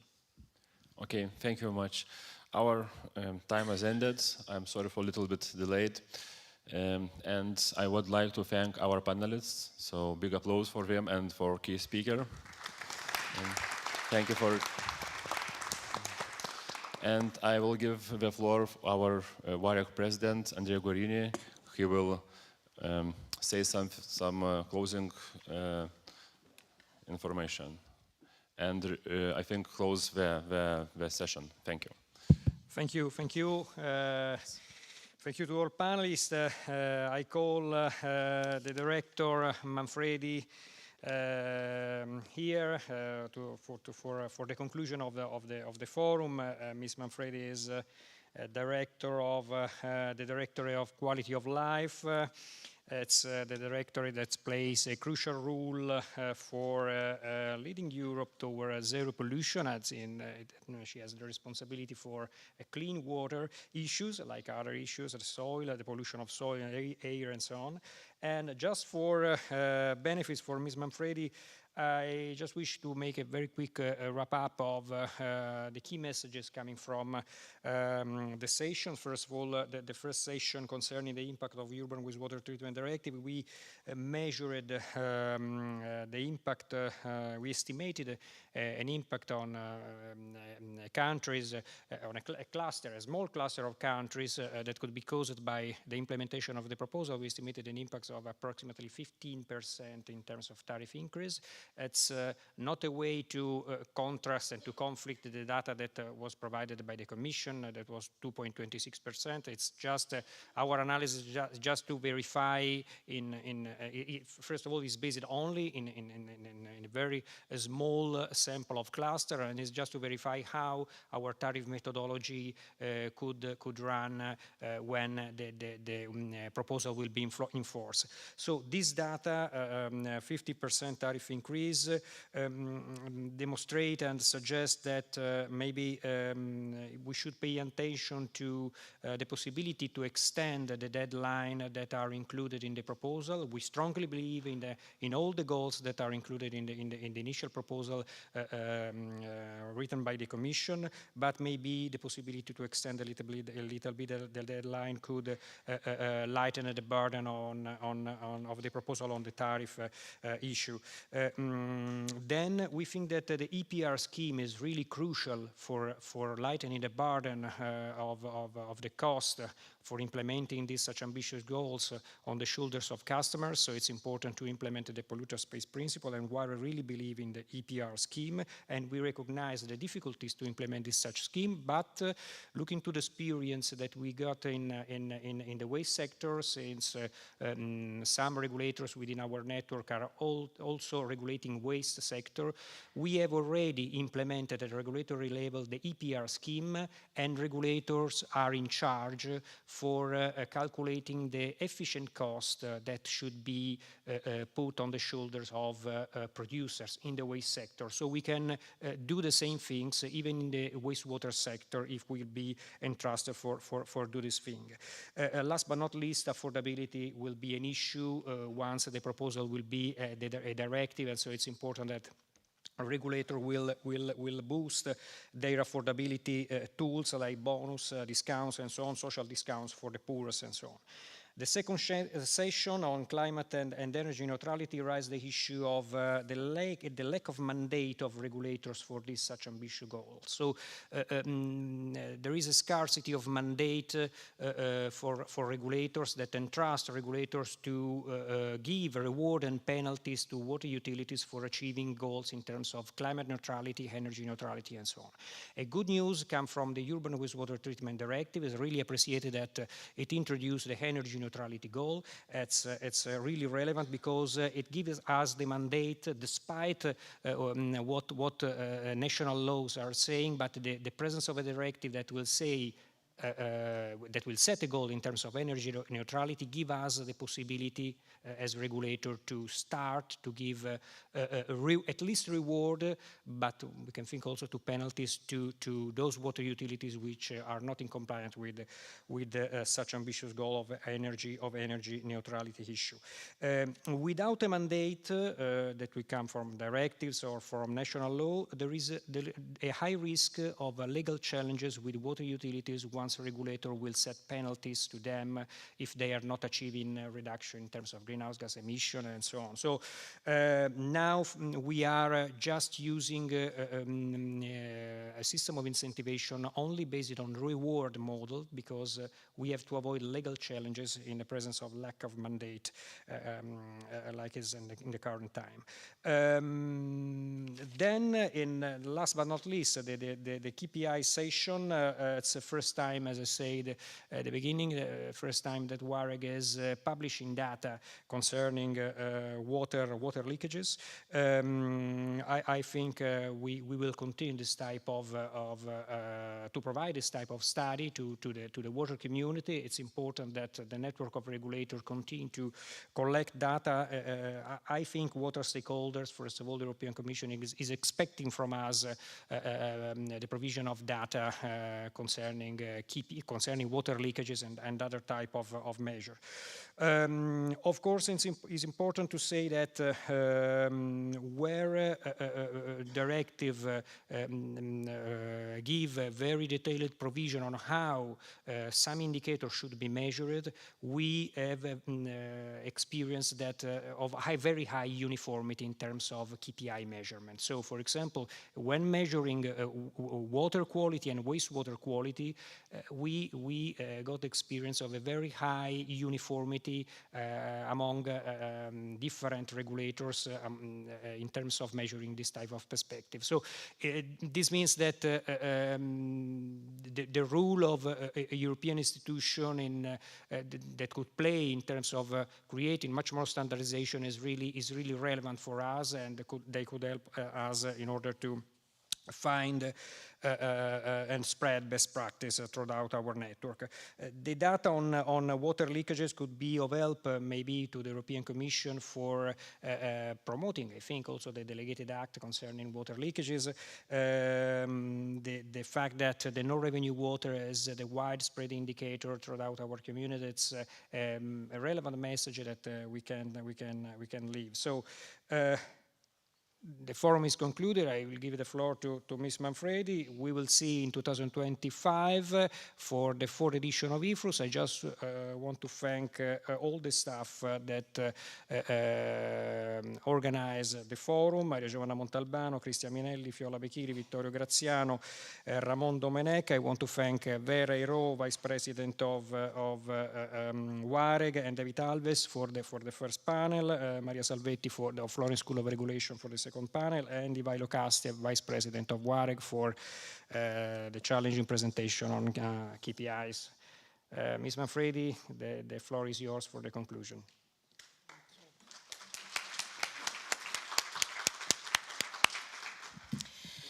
President Guerini, you have of course asked me the impossible task, as you usually like to do, which is to conclude a conference that I only had the time to partially follow, but I've listened carefully to what you yourself, but also other participants have told me, and what I can conclude is that this has been a very successful event, a very rich one. For the part that I myself the privilege to follow, I've learned, and when I learn, I always say, good, key.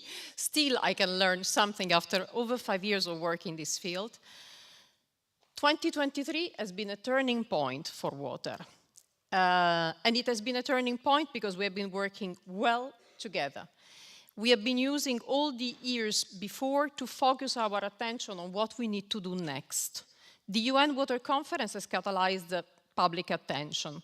I don't know whether you have noticed, but now in Dubai, not only we are having some important side events that are focused on the nexus between water and climate, but President Macron and the President of Kazakhstan have announced that at the next UN General Assembly there will be an ad hoc UN One Water Summit.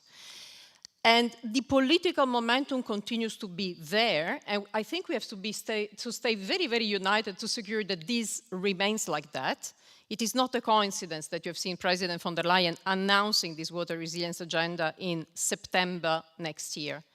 Let's look at 2024. I see a number of milestones ahead that can really keep us united. First of all, with the World Water Day, you can expect quite some splash from our side on what we really need to do together to bring water there where it is, at the center of the triple planetary crisis. You have titled this event Better Regulation for Climate Neutrality, but actually we know that we need this better regulation for pollution prevention, for biodiversity loss prevention, and in general, if I may say, for prosperity, because water is also poverty root cause.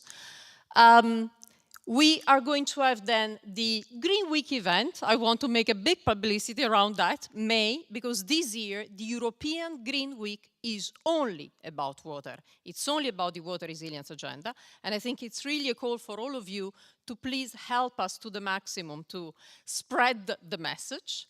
And expect 2024 to be the year where we want to engage publicly and proactively with all of you, also ahead of the political elections, on a topic that should unite constituencies rather than dividing them. We are also in the crucial years of implementation of the Drinking Water Directive, of the finalization of the negotiation of urban wastewater, of the hopefully much better uptake of water reuse, another super important instrument to secure that indeed we have better regulation, and why not water price that is adequate. But also we are concluding in these days, in these very weeks, so important pieces of legislation. I think of the Industrial Emission Directive that is going to introduce binding performance levels for water use across all the largest industries of Europe. I think of the Eco-Design for Sustainable Product Regulation. We have reached a provisional agreement the day before yesterday that is going to secure that we get a measurement of the footprint of individual products that are put on the market. Water will be one of those important components. What do I mean? I mean that the challenge now is to secure that the very many pieces of the puzzle that we've been building together, even just before and certainly with a different intensity throughout the Green Deal, come now together. And this is the very difficult challenge ahead of us with the water resilience agenda, to pull the strings with your help, with your input, secure that the public debate helps us to identify precisely those loopholes that we may have, and indeed a sound and well-defined economic governance may well be one of those, where regulators could and should play a different role. But I want to conclude with maybe something that will make you smile. The colleague who just left us, unfortunately, from the World Bank, stressed how much in the World Bank they're stressing the 3 I's, information, and this we are going to do for sure, institutions, and here we have to see what is working and what maybe is not working that well, and investment. Also on investment, I think that this is a mandate that can tag itself to have channeled so much more investment on water, but again, we need to step that up. I used to speak for long about the 3 S, savings, water efficiency first principle across economy, storage of water, which is something that we need because we are not that well equipped, and we have to think of nature-based solutions to do that in a manner that is compatible with our planet. And last but in no way least, solidarity. I heard one of the speakers in the previous panel pointing to the fact that we lack a proper water solidarity mechanism. If you unite my S with the World Bank I, you get to a little word I love in Italian. It's sì. Yes, we can make it. And thank you very much for staying united.